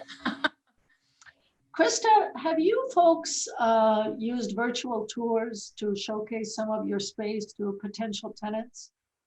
Yeah, that's being used, and I don't think it's going away commercially and residentially. The 3D tours that were kind of used here and there previously are the norm, the standard. So many leases now go from, you never see the property. And some people don't want to. They want to see everything they need to see and sign the lease and walk in. And I think that, again, face-to-face, I believe, is coming back, but I don't think anything that we've gained from technology is going to go away, including those virtual tours. I agree with you. So many organizations I belong to are trying their best to do networking via Zoom. And it just does not compare to just having, a casual discussion with someone, maybe on a patio or someplace. So I'm really hoping that, we get this herd immunity very quickly so I can go back to attending live networking events. I like Zoom for meetings because I'm not a fan of meetings. I always say, if there's a reason not to meet, then there's absolutely no reason to schedule a meeting. But sometimes people get in the habit of scheduling meeting after meeting. But with Zoom, it makes it a little bit easier to attend those meetings. But, that personal connection. I feel like corporate culture really is established with face-to-face interaction, where you get to learn a little more about the people you're working with and having those chance encounters. And for that reason, I really feel how important the workplace is, and you just can't really get that as well on Zoom. It's the water fountain, effect. It's the only way that you can build your network, your support system, meet new people. You just can't do that, in a Zoom meeting or with today's technology. It serves one purpose, like what we're doing today, but certainly doesn't replace the need for human contact with folks. Diane, have you guys increased the use of virtual tours in your industry? Yeah, I would essentially echo what Krista just mentioned. I think it was added as another option, and then we got very quick acceptance in the marketplace. And so now it's a tool. I wouldn't say it's 100%,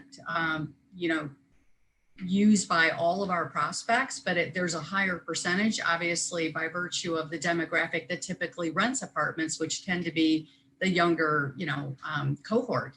So they're already tech savvy and accustomed to that. So actually, we watched our telephone conversion rates triple during the course of the pandemic. We used to get 25% of people that would start either virtually on a website or phone call, actually converting that to tour and then to application. That went from 25% to 60%. It was incredible. So I do think that tool's here to stay, and we'll see over the course of time just how those percentages might change.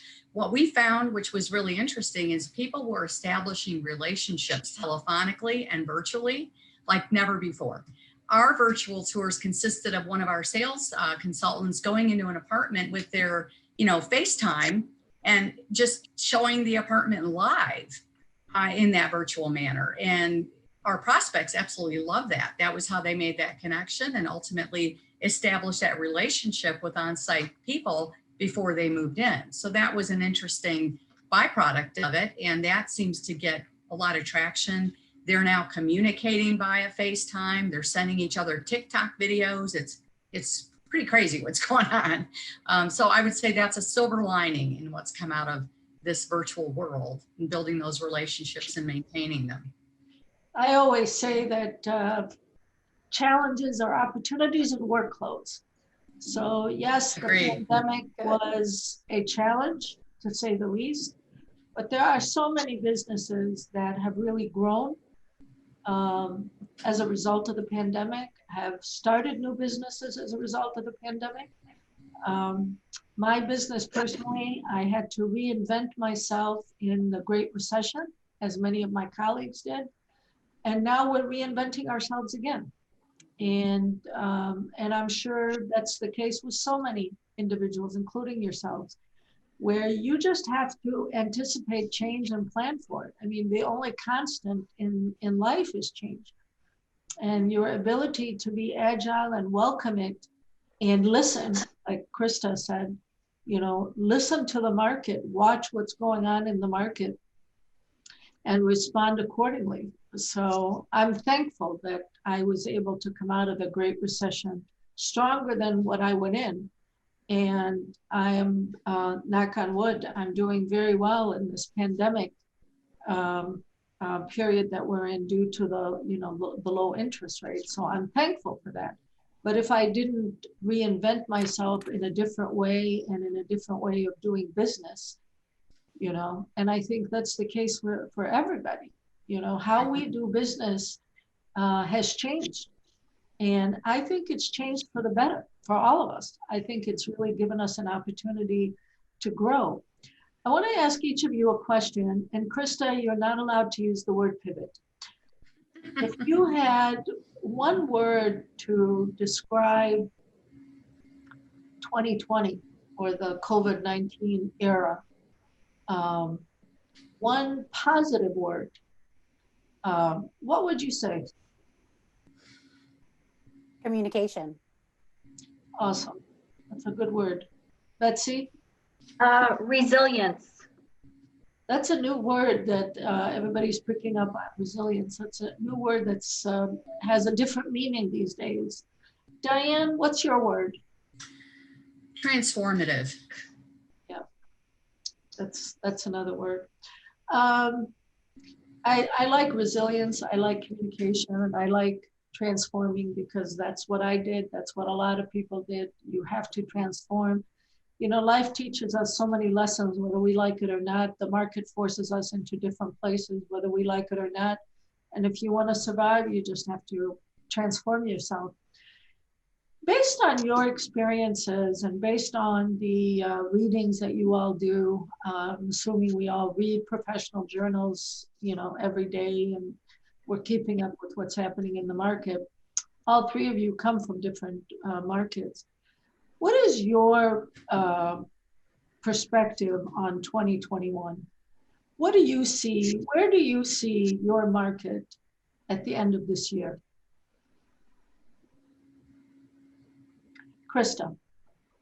Sorry, I'm looking at you thinking you can read my mind. I would say at the end of this year, I'm very hopeful that our property management and the office and retail residential environments are getting back to whatever our new normal is. I don't believe we're going to be set in it at that point. I think this is going to be a longer transition back than it was to get us wherever we are. Is there a back? Is there a back? I think it's a movement forward. And there's so many unknowns. We have a new administration that is highly impactful on the real estate industry for sure. We have a new environment, new concerns, a new way of doing business. And I think that all of that will be possibly settling down at year end. And then maybe middle of 2022, we can hopefully be back in a groove, so to speak. Diane, what's your perspective on where you guys think you're going to be at the end of 2021? I wish I had a crystal ball, Jumana, to answer that. But what I'll tell you is what I can see, you know, from that which I know today. We're in a business that is essentially recession resistant, pandemic resistant, right? You're in the housing shelter business. So from the standpoint of the strength of the industry, it's always been strong. I think obviously we've been impacted economically from the standpoint of maybe some constrained rent growth and challenges with those who've lost their jobs and working with them. And so looking at the rent relief assistance, I think the Federal Reserve has done, it's been historic, this type of subsidies we've seen. So I think that will continue with this new administration to shore up the residential industry. We're seeing some consolidation out there with, which is interesting to watch, and what will that mean overall for just the individual players. But there's still a lot of capital in the markets. You know, the apartment industry is a preferred asset class. So I do see us remaining strong and attractive for investors. I think the one area that I think we might see transform even further as we go into the end of the year is really how we're adapting the amenity spaces and the workspaces for people that are in those buildings. So that is the area that I'm intrigued by and watching to see what happens when there is herd immunity. Will we see people fall back into the typical and ordinary, we'll call it, social interaction? I think not. I think we're going to see some tentativeness. I think we're going to see some long-term changes there and how we're going to have to adapt those spaces. So that's what I'm looking for. But in terms of the economic strength of the industry, I think that that's going to continue to be strong, continue to remain attractive to investors, and with occupancies and rents continuing to grow. So that's where I foresee it. I call it our now normal, not our new normal, because every day it's something new, and those of us who lean into that change will be the most successful and are not afraid of it, but are looking for those opportunities. That's where I think everybody's mindset should be in order to continue to thrive in this environment. I think leaning into change is so critical. And as you say, you know, it's a daily event. You know, legislation is daily changing. Right. People are changing, competitors are changing. And if you lean into it and welcome it, you tend to come out on top. Betsy, in terms of the architectural world, where do you guys see yourselves or the industry at the end of 21? You had mentioned that several projects were put on hold because of the pandemic, but you know, I do a lot of driving around Michigan, especially Southeast Michigan, and there's a lot of projects going on, and I haven't seen anything put on hold. So what's your perspective? My perspective, I'm very hopeful, and we're doing actually a lot of multifamily, and we're very diversified in our market segments. Originally, some of our healthcare and retail projects were put on hold, and I'm very confident in 2021 that those are gonna start moving again. I'm very hopeful for a lot of things, and I think, you know, government work and the industrial sector is just going to keep on moving along. And so I'm very optimistic for this year, and I think it's slowly just going to keep ramping up.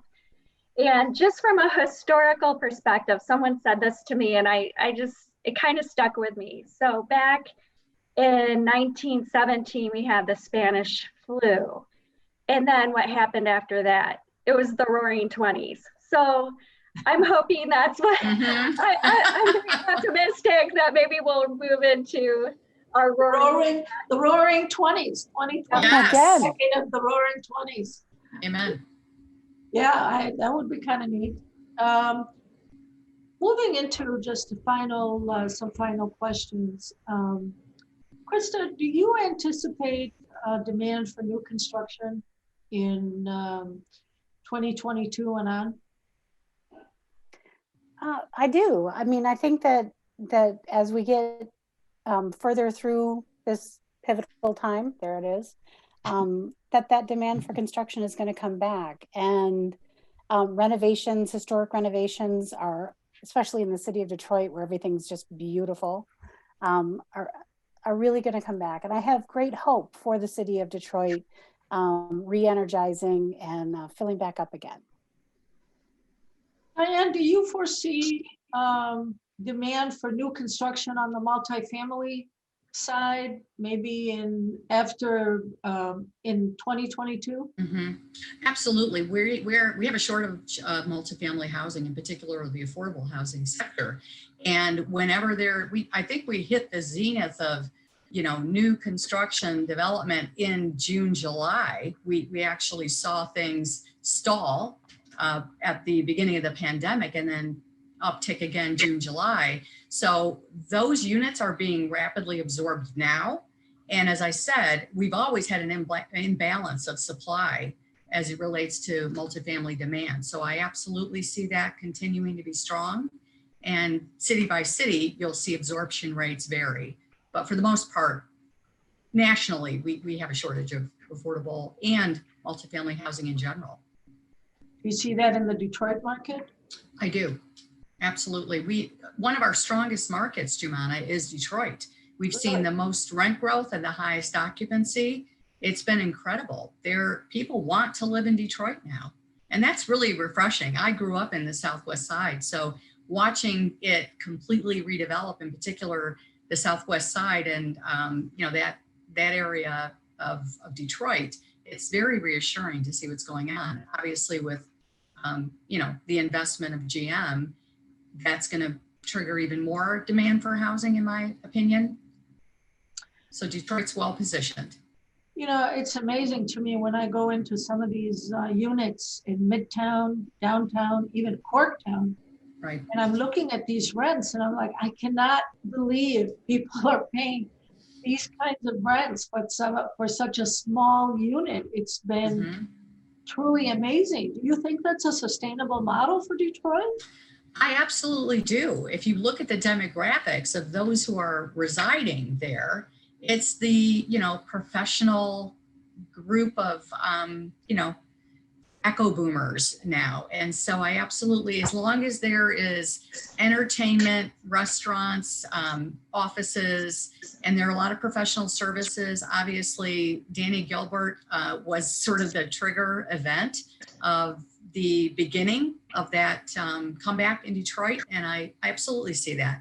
Young people want to live there. My son, who happens to be 23, is looking to move there. He can't wait to move there. And that's what we're seeing happening more and more.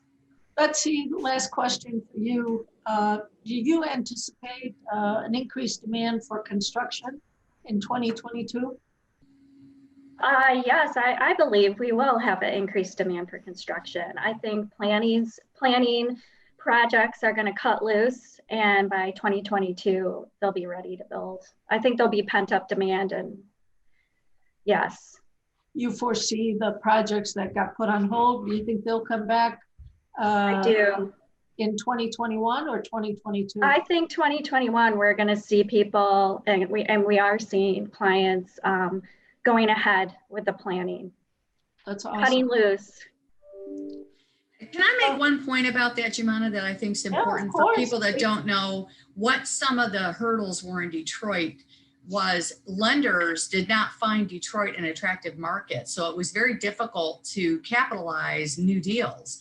So they needed to have proof of concept, which they have now. So you're going to see more of it.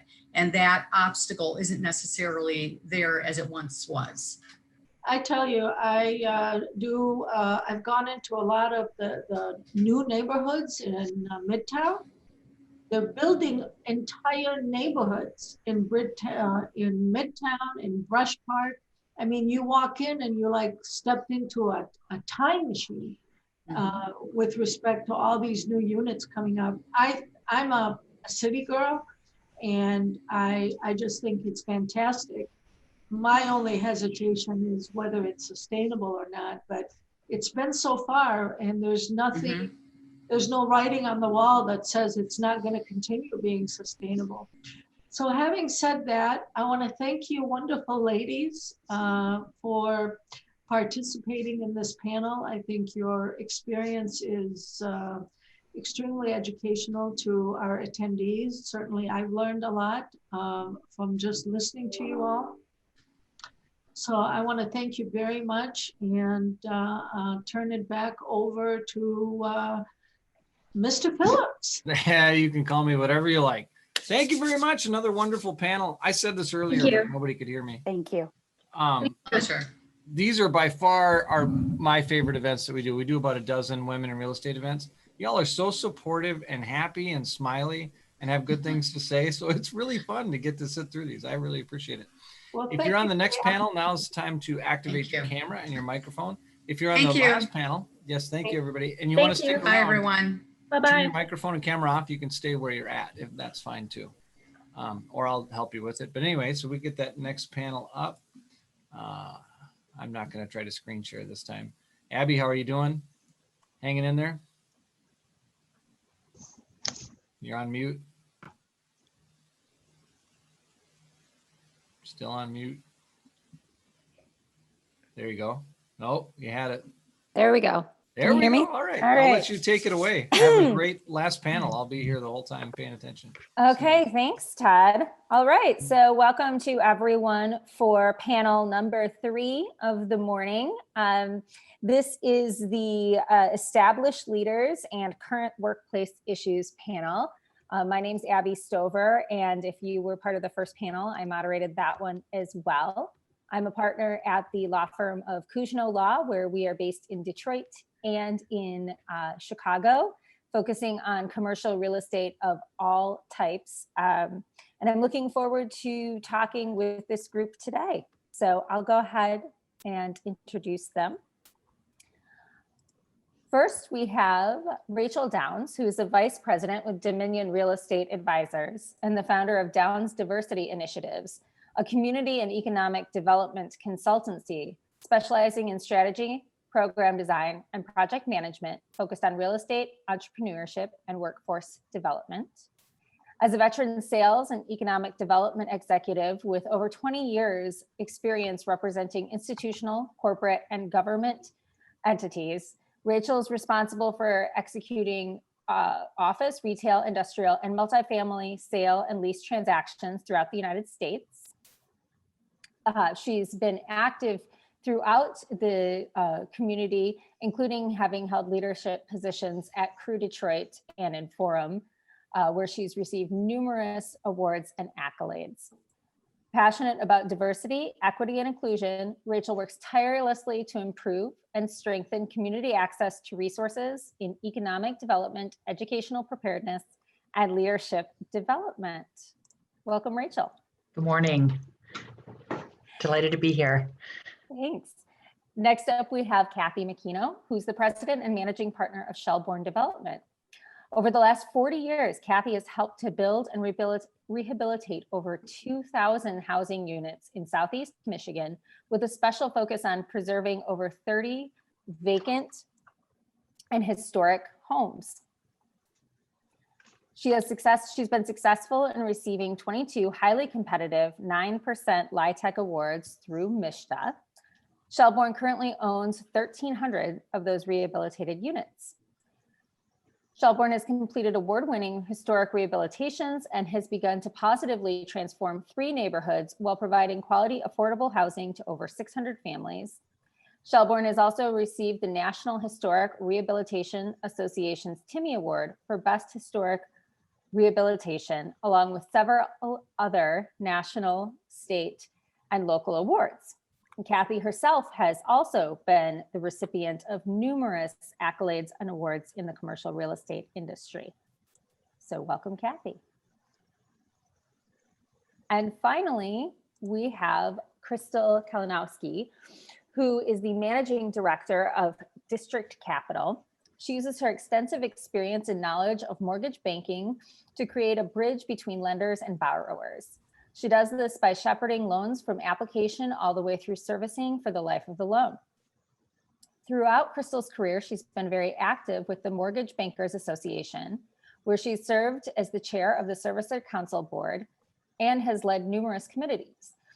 She was an integral part of creating the Certified Commercial Mortgage Servicing designation through MBA. Crystal, good morning. Hey. Okay, so this is going to be the portion, at least where I've been involved, where I think we'll be talking about the current issues facing women in commercial real estate, and probably most specifically COVID-19's impact. So I want to start by giving a statistic. The Brookings Institute recently issued a report indicating that working women in general, 1 in 4 have become unemployed as a result of the COVID-19 pandemic due to childcare needs. And that is twice the rate of men, because many women who have made gains in the industry are having to step back. What are your thoughts on COVID-19's impact on women in the commercial real estate industry, and how we may mitigate some of these larger economic issues that have disproportionately affected women? Rachel, would you like to start us off? Sure. Thanks, Abby. In yesterday's prep call, we had a pretty robust discussion around this topic. And kind of going back to my colleague Michele Rosenblum's comments on the first panel, if there's a silver lining to the pandemic, is that it has not only shone a light on the disparities that exist for women and people of color in terms of the challenges of access to daycare being, kind of the topic on the table, is that it's not just recognized, but I think that we're finally at a pain point where we as a country recognize that we have to address it because of the economic impact and the contributions of women as heads of household, as consumers, and as commercial real estate professionals. People are relying on women to fully contribute and be as accessible to their colleagues as our male counterparts are.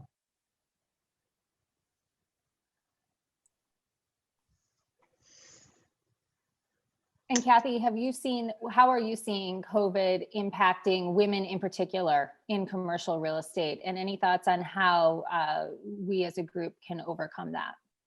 Well, that's actually yesterday's conversation that Rachel brought up. I said, sometimes I feel like I'm really not meant to be on a board such as this or a call such as this, because my career has really been, very much just a small business type situation where I haven't had the larger issues that I see with women in general right now when I talk to women and the struggles that they're having trying to maintain their home and their work.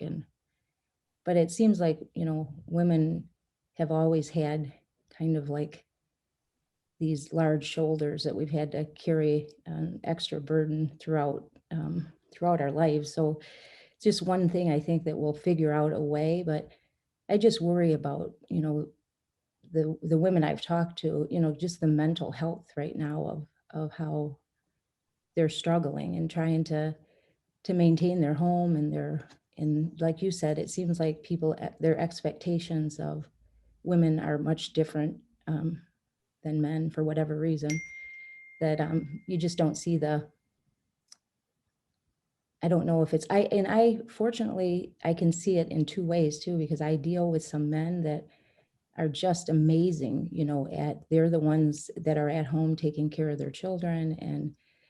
And so I have seen it both ways. I just feel like in general that we've had this burden for many, many years. And I think this is just bringing a lot of things to the forefront as we talked about yesterday.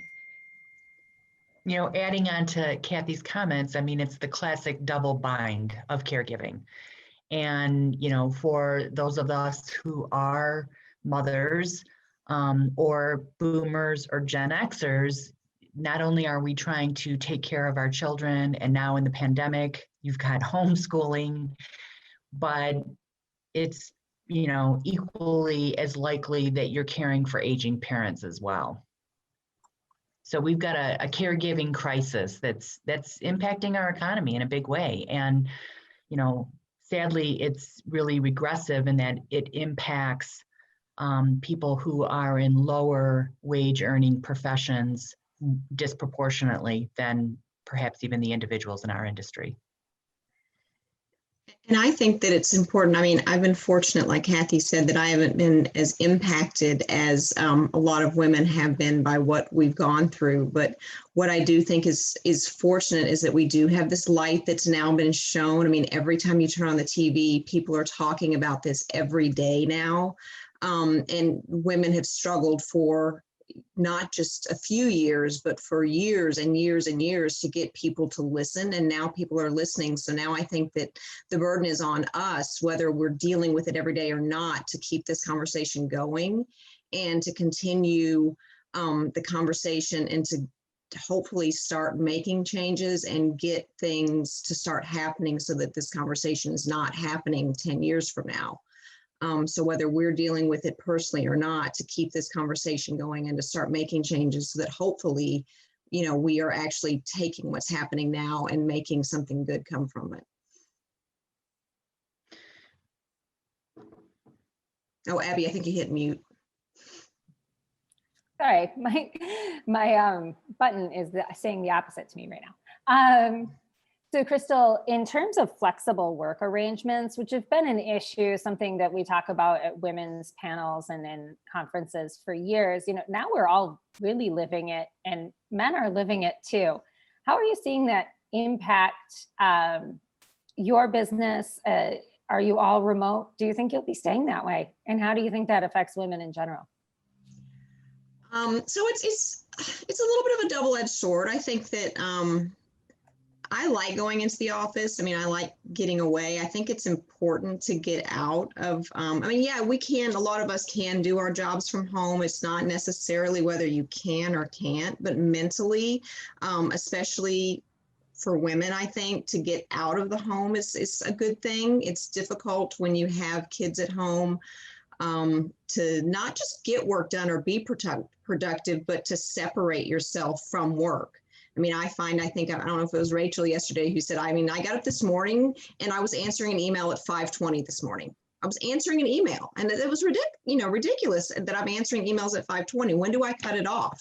I can be answering emails at 7 or 8 at night because I don't know how to stop. It's just kind of in my nature. And at least when I go to the office, I know there's a cutoff. It doesn't mean I'm not going to answer an email at 8 at night, but at least I can make myself stop a little bit more.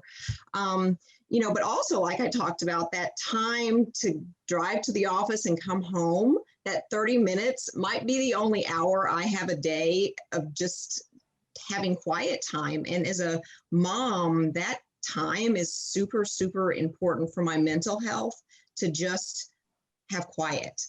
And so I really think that people will be going back to the office. I think that people are going to be happy to get that separation. So I really don't think that the whole world is going to convert to just working from home as much as we're kind of thinking that it might. Good news for the office industry, I suppose. Right? We all want to go back. I'm a mortgage banker, so I'm like, get back into the office, rent that space. So, and Rachel, you said the same thing yesterday, that you feel like you're working more while you're working from home. Do you have any tips, tricks, recommendations for how to create that separation? Have you developed anything in your schedule to help you with that? Absolutely. As a matter of fact, I just 3 years ago completed my graduate studies in professional and school counseling. So I would say I've been very focused on helping clients understand the importance and how to build the skills of resiliency. So I know that was mentioned by one of the panelists in the previous panel. It's really about what are those things that you can do consciously and actively to take care of yourself and make sure that you can, continue to be successful in this super challenging environment. So as Crystal said, it's important for everyone to have time and space alone to think, to breathe, to reflect. And I think that, the technology of the day combined with the technology demands of the pandemic are really taking a toll on people. I was just having this conversation with my stepdaughter yesterday afternoon about the importance of blue light and its impact on your ability to maintain a regular sleep cycle. So you should be getting off of your screens at least 90 minutes before you go to bed so that you can have a restful night of sleep. It's kind of the standard prescription of making sure you're getting 30 minutes of daily exercise in the pandemic environment. If you can get actual light or sunshine on your face, which is a challenge here in Michigan in the winter months, but vitamin D production is super important in maintaining your immunity against COVID-19. And finding those things that restore your well-being that aren't connected to technology. But I can tell you that my 2021 resolution is I'm trying to commit to meditation, and I am using an app to help me do that. Which app are you using, Rachel? 10% Happier. Oh, Dan Harris, that's a good one. Yeah, and the reason I like it is it's very practical. It's kind of brass tacks meditation, in that Harris's take on it is let's remove the woo-woo factor and make meditation accessible for everyone. And it's literally 10 minutes. So it kind of strikes that perfect balance for the type A folks who grapple with meditation. How about you, Crystal? What are you doing? Any tips or tricks to separate that work home life bleed? I do. Going to the gym and working out, or even when we couldn't leave the house, I made sure, and a lot of our gym teachers did Zoom classes. So I'd go in the basement and shut down, and that was my time to just get away and get some physical exercise. The summer was nice. It was a really great summer in Michigan. So we got out quite a ton and got outside a lot. I had time to cook. That was nice.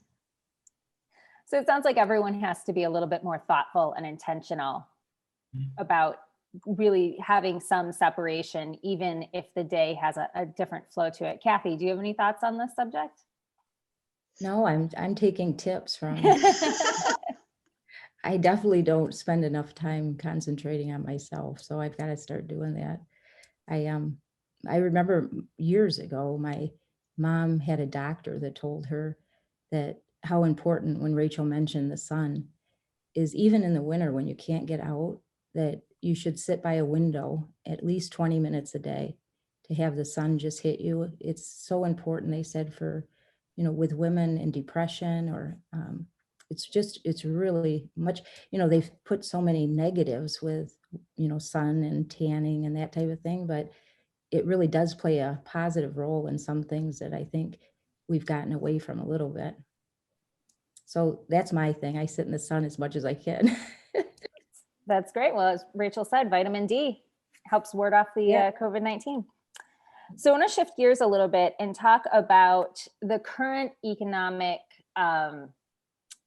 issues as they affect commercial real estate versus what we went through in the Great Recession in 2008, 2009. What are you seeing as the differences in challenges, and what did you take from that experience that has helped you be successful during this downturn? Rachel, why don't you go ahead and get started?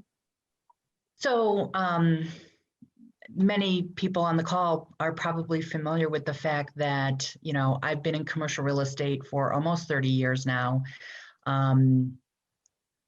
Have held positions in market research, property management, and brokerage. And when the capital markets crashed 10 years ago, I actually transitioned into community and economic development. Now I do both brokerage and community and economic development consulting. But I was really kind of forced to reinvent myself in that last crash, became passionate about public policy and the impact of government on our markets. And when I left brokerage for, in 2010, it was with the goal of running for public office because I wanted to fix it all.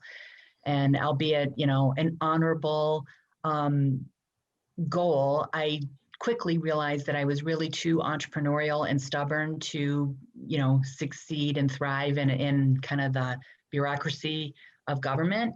But I think that today, with what we've gone through in the last 4 years, and it's been, super front and center during the pandemic, is the impact that government and public policy has on our market, in our lives as it relates to infrastructure, and to really kind of reframe what's possible.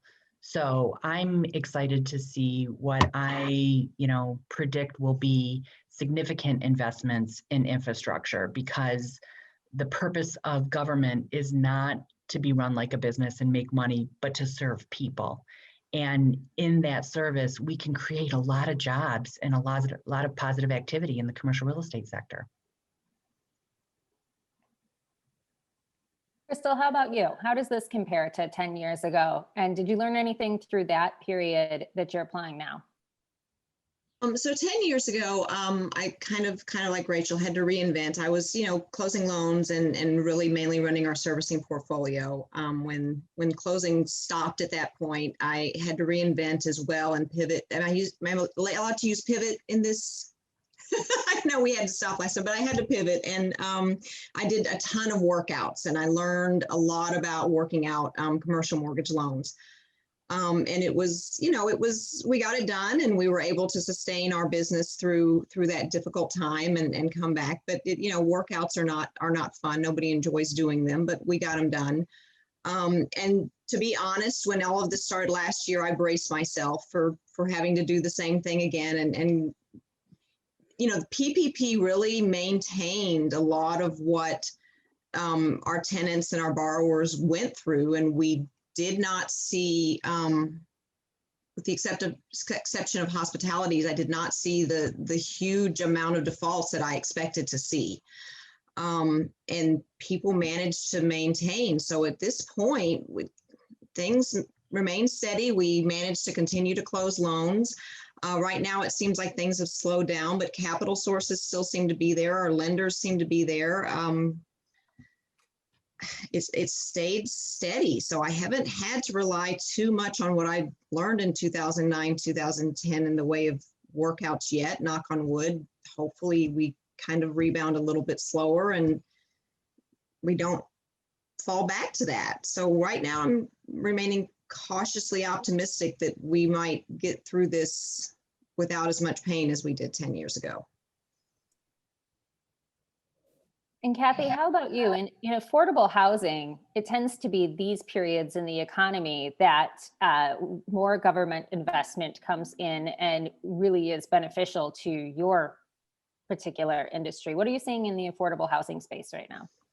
Well, that's very true. I said yesterday, it's unfortunate, but a lot of times, these times actually strengthen at least people's the visibility, I guess, of affordable. People start to see it much more, the need of it, and the government, no question, creates programs that will end up, just like Chris said, that it's these times that make the different programs available that help people. That the payroll protection is one, but all of the different benefits that tenants are receiving right now to be able to allow them not to be displaced. I mean, there's some incredible programs out there for the people to stay in their apartments.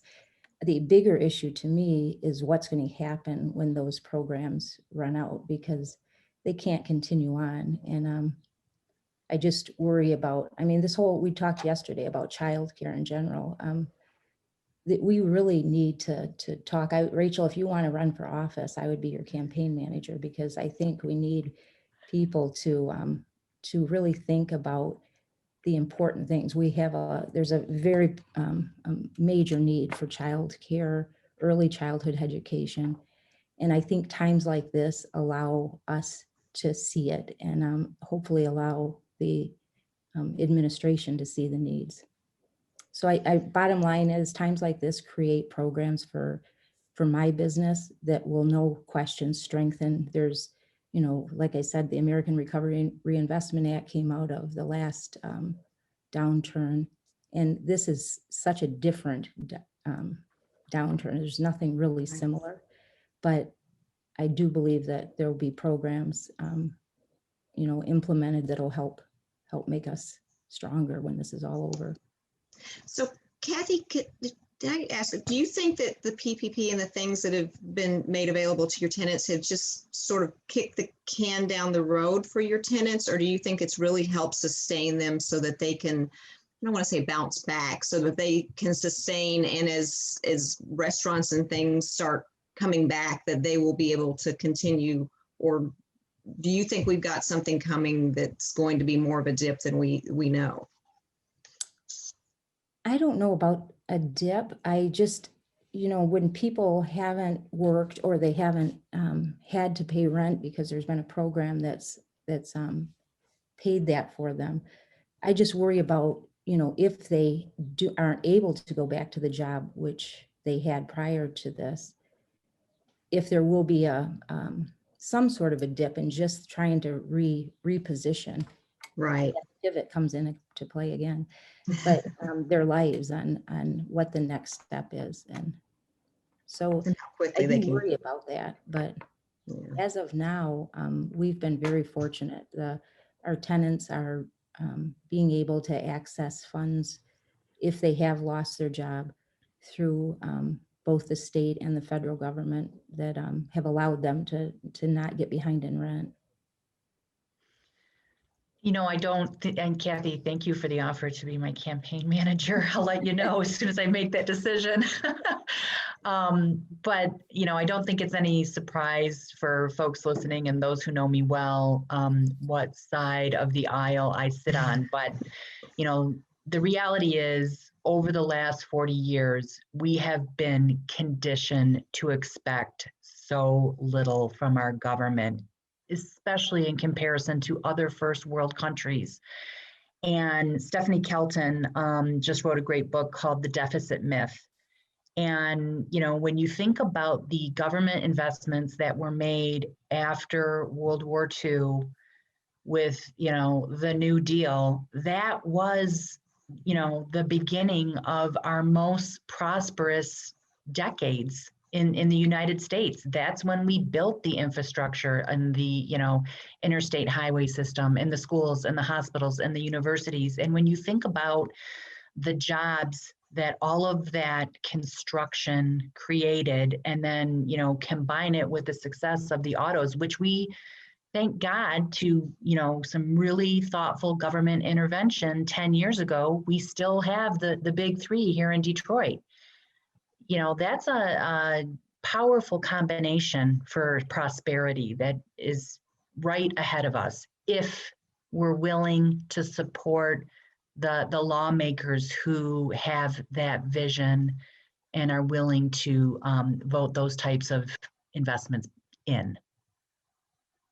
Now, are you seeing anything either the federal or state level on a specific policy that you think will be especially beneficial to the commercial real estate industry? Is there anything that you're really getting behind or paying attention to? Well, I would love to see like the Glass-Steagall Act reinstituted on a kind of individual basis. I think if, you know, there's been a lot of rumors about canceling student loan debt. The student loan debt is crippling the purchasing power and the entrepreneurial dreams of lots of young people. And I think that, you know, that would have a really positive impact on our economy if we wanted to move forward on that. And you know, as Kathy indicated, and we talked about yesterday, instituting a national child care policy would, I think, unleash untold opportunity for women, especially women heads of household, to move forward in kind of building the types of careers that may not be possible because of their childcare obligations. No, absolutely, that's important. But on more of a business front, Abby, there's a couple programs right now that I'm following very closely. There's a new rehab credit that you know, right now the historic tax credit for really rebuilding these neighborhoods in Detroit is only qualifies for buildings that are designated or in a district. And this new credit that they're coming up with would be for any building that's over 50 years old. That it may end up having to be near a transportation center, but that's kind of in question right now. But that could be an amazing, you know, catalyst for development downtown in some of the areas that aren't right in the heart of downtown, the historic districts, or have not been designated. And then just yesterday, I just received an email that they introduced, and it was a bipartisan bill, so that's always good because that may mean it will make it through, but a tax credit for revitalizing single family homes in distressed neighborhoods. So, I mean, those are just two kind of exciting, you know, business topics that could, you know, make a significant difference on Detroit and both, you know, what I do and what we all kind of do in commercial real estate.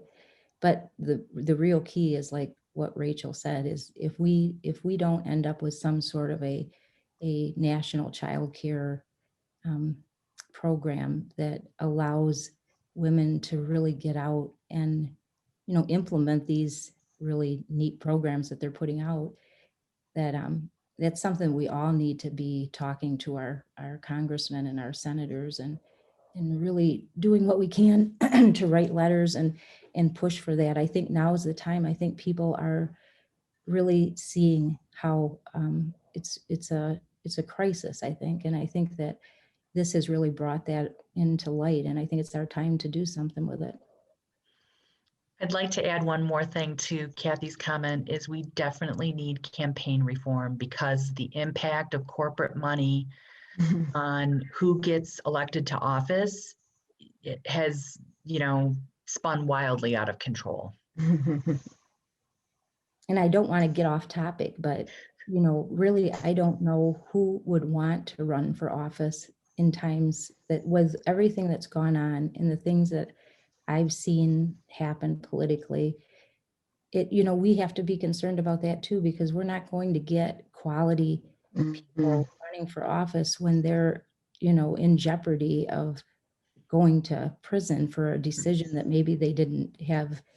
I'm not trying to get into politics at this point, but we really need to think about how do we get the people that we really need to be there without, making it something that would scare people away really from running for things that we need good people to do. And Crystal, are you keeping an eye on any proposed programs or legislation that would specifically impact the mortgage banking industry?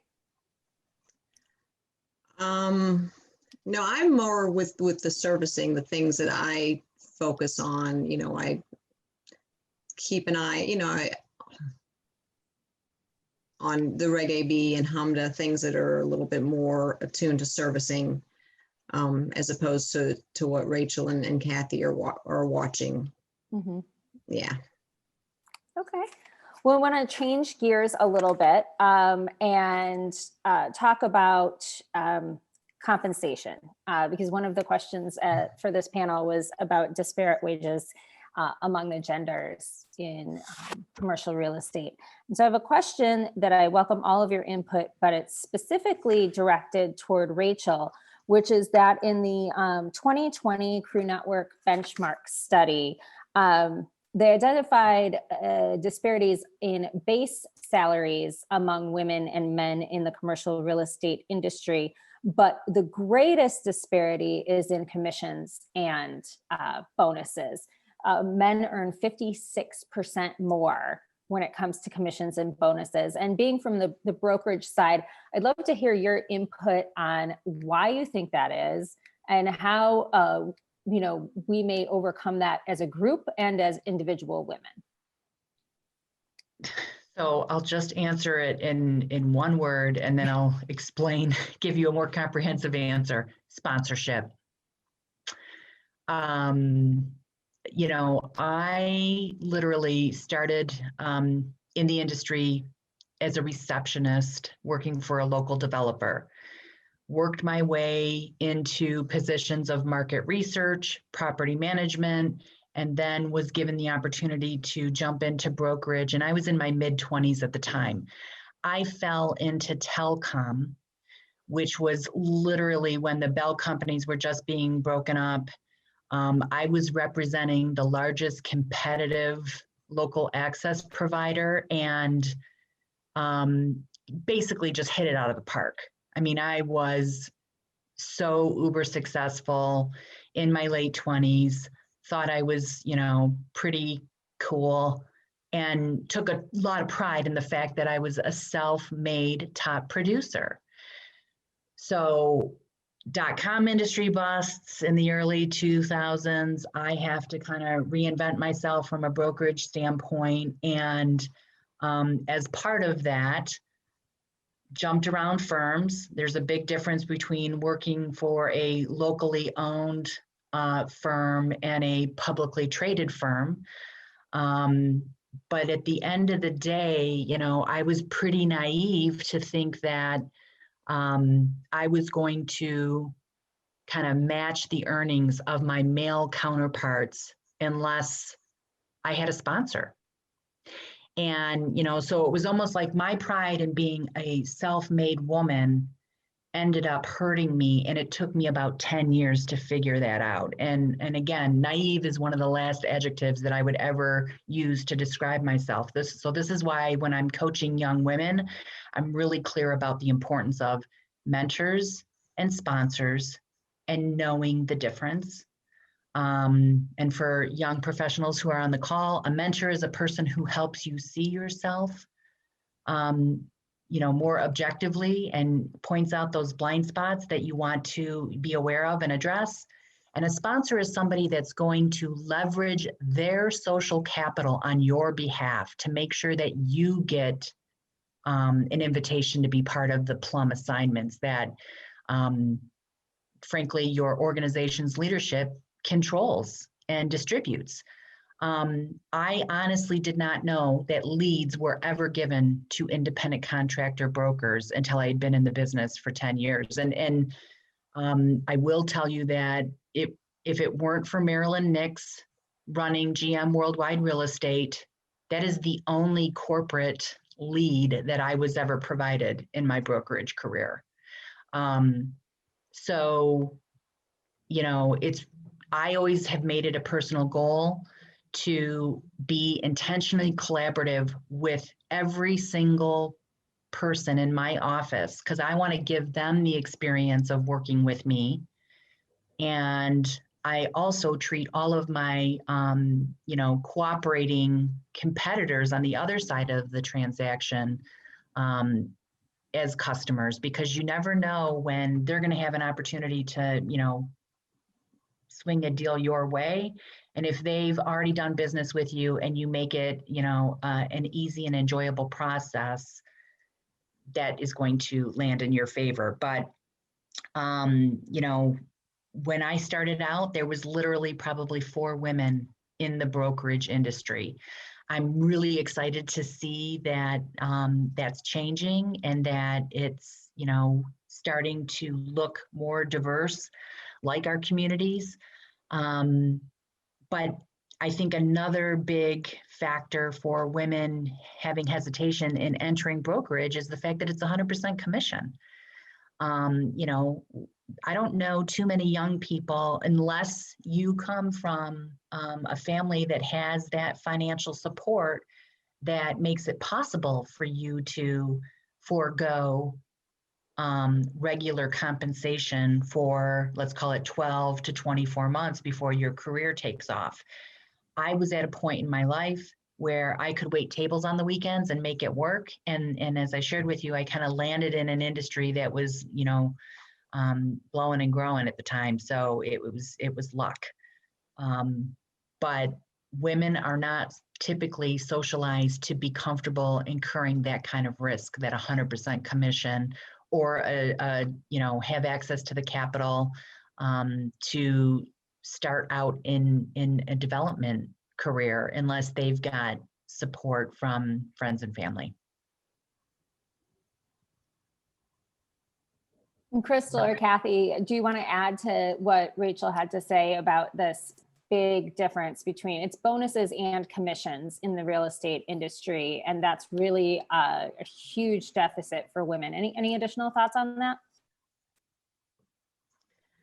I would just say, I know from the commercial mortgage banking side, in the production field, there are not a lot of women. And the last time I went to the Mortgage Bankers Association, I was one of 5. I mean, I'm not even a producer. I'm in closing and servicing, but there were maybe 5 women there that were actual mortgage bankers. So I would love to see more women get in, but as Rachel said, it's 100% commission, and it's a scary thing to do.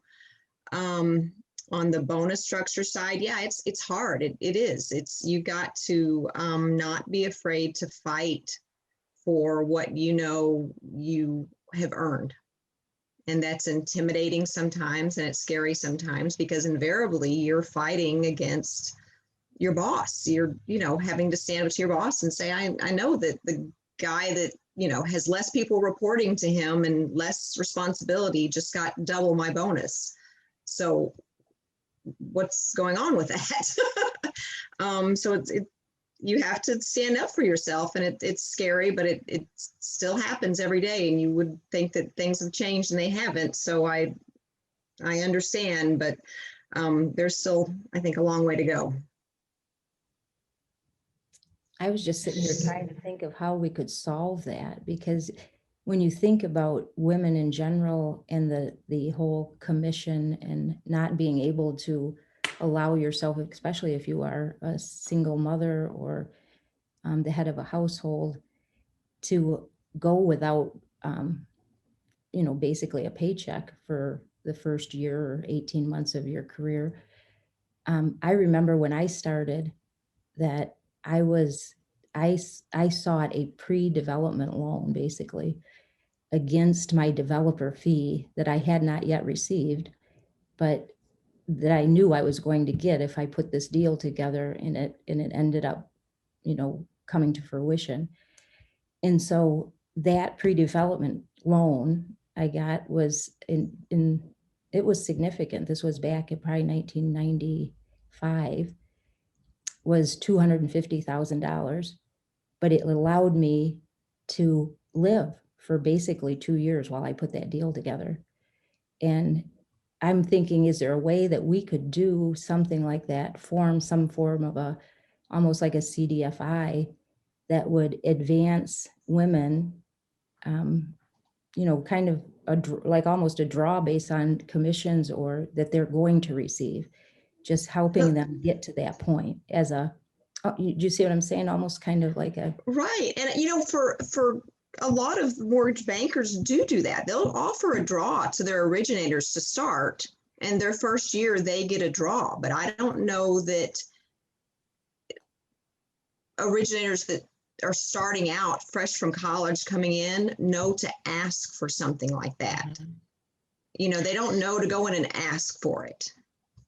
So Kathy, I think it's Go ahead, Rachel.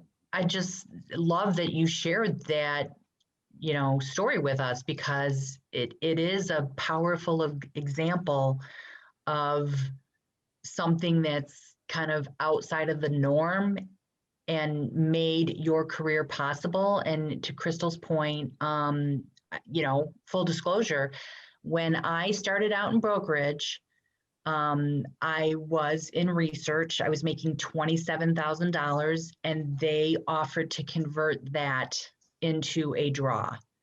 And, I very quickly surpassed that being an issue.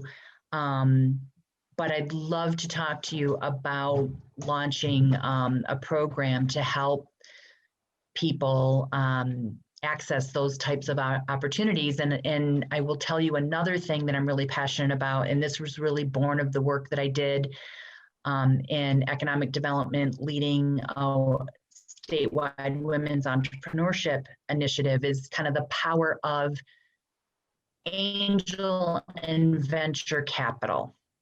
So there's a very robust angel investment community here in Michigan, bunically around university tech transfer. So it's by definition kind of populated with old, well-capitalized white men. And it's primarily reserved for high tech and high growth entrepreneurship. I know that there are lots of well-capitalized individuals who would easily meet the standard of being an accredited investor, who would be excited about the opportunity of investing in local entrepreneurs who aren't that traditional high-tech entrepreneur.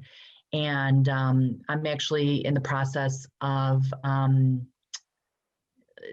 talking about building some funds. And I think that your idea, Kathy, of, launching a fund to help new entrepreneurs get started in commercial real estate development so we can diversify who those professionals are would be super powerful. I would love to be involved in that too. I love it. We're making connections. We're making progress right here. I know. This sounds great. Okay, well, we have about 10 to 15 minutes left. So I would like to invite any of our audience members who may have a question to go ahead and type that into the chat box. And I'll try to get as many of those answered as possible. And while we are talking about that, I want to pick up on a theme that we discussed on our first panel briefly. Michele Rosenblum brought it up. And she was talking about being a person in authority in the industry, and sometimes people thinking you're a bitch. and she used that word freely. And I think women, particularly as they rise through the ranks, feel that they have to walk a fine line that other people, that men maybe don't have to. So welcome your thoughts on leaders and people in positions of power, how you handle that in your career. Do you want me to start? So this is true, has been true for me, and in the women that I've coached in entrepreneurship, you know, particularly if they're pitching for outside investment, you have to kind of just have absolute certainty in belief in the idea that you're pitching and the services, you know, the services that you're providing. I think that, again, there's a very significant difference in the way that men and women are socialized, and women are socialized to be 100% certain before offering an answer or a solution or raising their hand, and they tend to pose their points as questions when they should be making them as statements. And what women don't necessarily fully recognize is the impact that those voice inflections can have on their power and authority, that's not to their benefit. So, you know, it's like speaking with confidence and certainty and making sure that you're making statements and not posing questions is really important. When I'm coaching women on honing their business pitch, I tell them that they need to have it down very succinctly in a 30-minute, a 1-minute, a 3-minute, a 10-minute, and a 30-minute iteration. And the 30-minute is when you're actually sitting down negotiating financials with prospective investors, and you got to know those numbers backward and forward. But you know, you have to have certainty in the message and the value proposition that you're communicating. And I'm probably the worst to answer this question because you can tell by my voice, I'm not a strong talker. I normally wouldn't even want to do panels like this, but I'm trying to grow, I guess, in that respect. But I've always been, you know, actually somebody said one time that sometimes they mistake my kindness for weakness. Mm-hmm. And that's kind of a unfortunate statement, I guess. But I always tell my kids I much prefer to err on the side of kindness. So I just have never been a strong talker. I always wish I could, just never been my forte. But I've always been good with numbers, and I think people see that when we start to get into a conversation when it comes to business. And I just, let that, I guess, play out for itself. But I wish I was like you, Rachel. It's always something I've been, at 60 years old, I've been thinking about going to the Dale Carnegie School or something. Well, kudos to you for sharing that with everyone. And I would say that, no, it's never too late. And even though I've always been a very strong communicator, I have this kind of, and I've almost mastered it now, but I always struggled when it was kind of a formal presentation. So I had no problem commanding a room, a table, or a meeting if I was sitting down, but it was almost like the minute I had to stand up or get behind a podium. And like you, Kathy, I made a conscious decision 10 years ago that I needed to address that and really, make a concerted effort to get over that fear. So. How long did it take? Because I think I'm still working on it.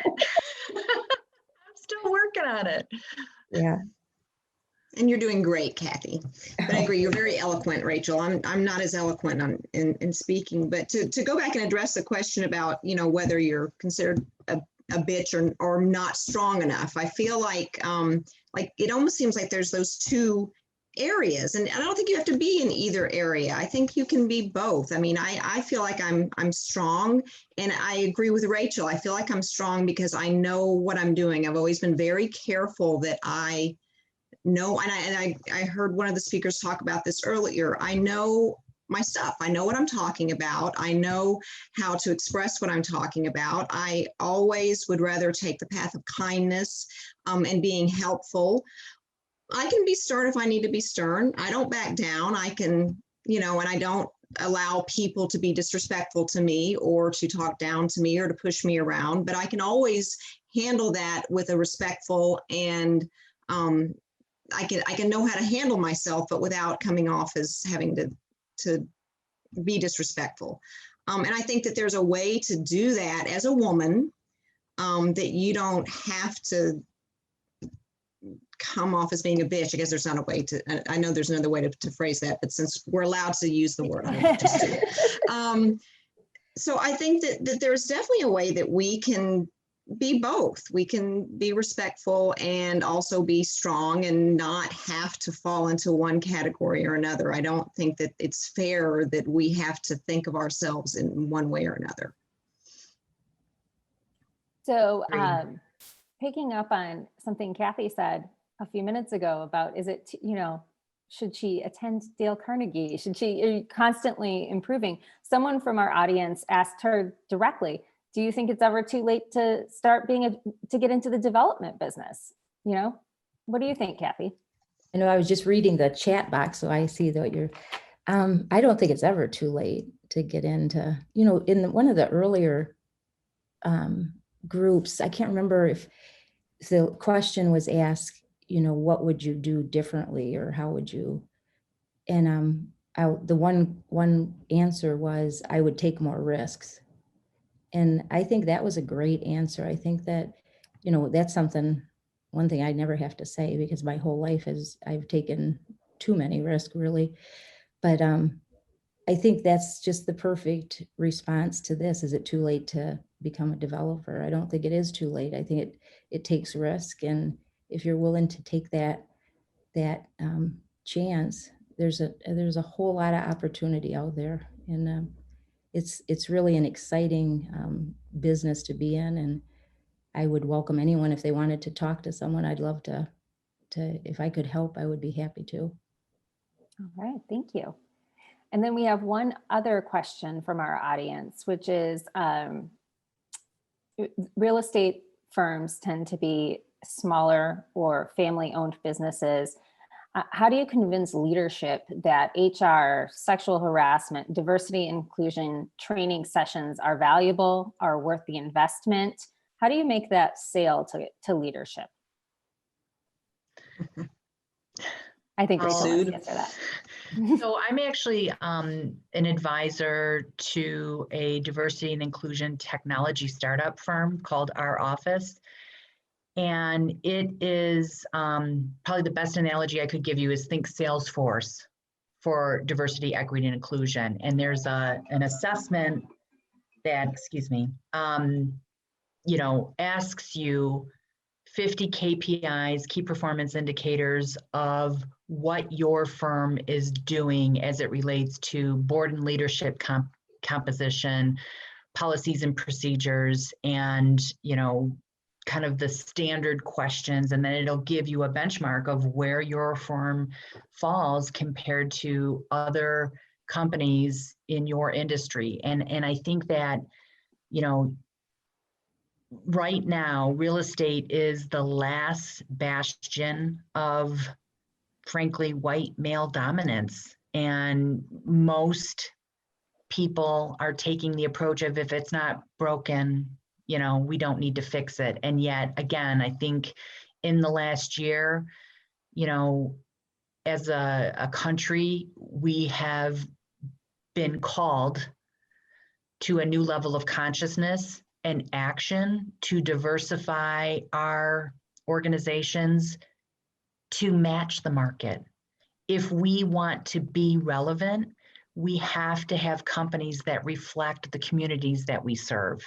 So the status quo is just, frankly, no longer acceptable. And I think that it is a bit more challenging for smaller firms because they don't necessarily have the luxury and budget to appoint a chief diversity officer or manager, but there are organizations like our office that you can partner with to develop a plan, identify goals and objectives, and then track and measure your progress to move the needle. Because I think in the last 5 years, diversity and inclusion has been a pretty sexy topic, but aside from claiming your commitment to it, that's where most organizations kind of stall out because they don't know what to do next. And then we have one final question here that's actually going back to Kathy again. If someone doesn't have a history of developing and doesn't see an opportunity, how do you convince someone to give you a shot? Oh, so how would they convince someone to give them a shot? Is that what they're asking? Oh, that's a good question. So I take it they're looking to work for somebody else. See, I guess that's why not take the shot on your own? Especially in development, it's kind of I don't want to say easy, but it's it's not uncommon for developers to be more of a small, single person. I mean, I just started on my own. So I didn't need anyone to give me a shot. I just took it myself. But I think that, if you go and talk to somebody and tell them, I think that if I was doing it if I was to step back and think about it all over again, that if I went to somebody and just said, let me work with you for so many weeks, so many months. Let me show you what I can do. And, but there's the question again with no pay. I mean, how do you afford to maintain a family or whatever you're doing through? So, or at a minimum pay, just say, let me have a shot to show you what I can do. I'd love to learn what you're doing. And I'd love to, shadow you. I feel bad because I have people ask me to shadow to me right now. And it's been such a kind of a crazy time. How do you have people, work with you? Everything is just so upside down in my life. I don't even know how I could bring somebody in and really give them what they deserve, to see what the development life is all about. But I don't know if that was answering it or not. But if it was me, I think I'd first do it on my own. But if you didn't want to try that, then just go and tell somebody you're willing to give it your best without really a lot of pay for a minute. Because if you're doing good, they're going to want to keep you. So I think it's a win-win.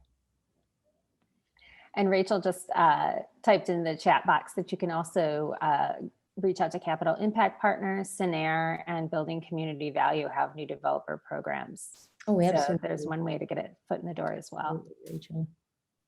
So it's 11 or 12 o'clock. So that's the end of our panel today. I want to thank each of you for taking the time to share your experiences with the group. I know I've learned a lot, and I'll turn it back over to Todd. Thank you, Abby. Once again, fantastic event. Thank you, everybody, for your time. I'm going to pop up the screen with the sponsors on it here in a second. And as we all say goodbye, this video will be on YouTube, so you can tell everybody that you're now an official YouTuber. Probably have it up in a couple days, if not sooner. I'm actually caught up now, so we can get videos online. And thank you again. So any questions, email me. You probably got an email from me when you registered, and I'm happy to help you with anything I can. Wonderful weekend. Thanks, everyone. Oh, it's only Wednesday.